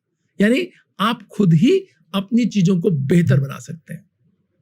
तो इस तरह से के प्रयोग से आप जीवन के अंदर सफलता धीरे धीरे आपका जीवन का अभिन्न हिस्सा हो जाएगी। आप सफलता निरंतर, आपका कार्य मतलब कार्यों को सफलता मिलना एक निरंतरता हो जाएगा, निरंतर भाव हो जाएगा। तो ये आप करके देखिए। थैंक यू सो मच जो इस पॉडकास्ट में आप आए और आपने बहुत सारी हमें एक आई ओपनिंग चीज़ें बताई ज्योतिष को लेकर। हमें पता लगा कि ज्योतिष में है कैसे हम अपने रिलेशनशिप को लेकर, कैसे हम अपने कैरियर को लेकर, कैसे हम अपने लव को लेकर, और किस तरीके से हम कौन सा जॉब हम चूज करें या हम बिजनेस में जाए। ये सब चीज़ें आज हमें बहुत सारी क्लियर हुई। आज हमारी ऑडियंस को भी सब चीज़ें क्लियर हुई है चीज़ों को लेकर। एंड वंस अगेन सर कि इस पॉडकास्ट में आने के लिए बहुत बहुत thank you sir.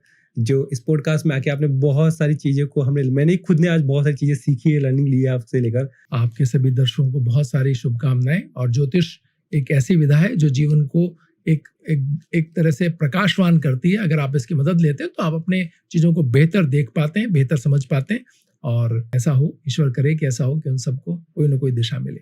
Thank you so much sir.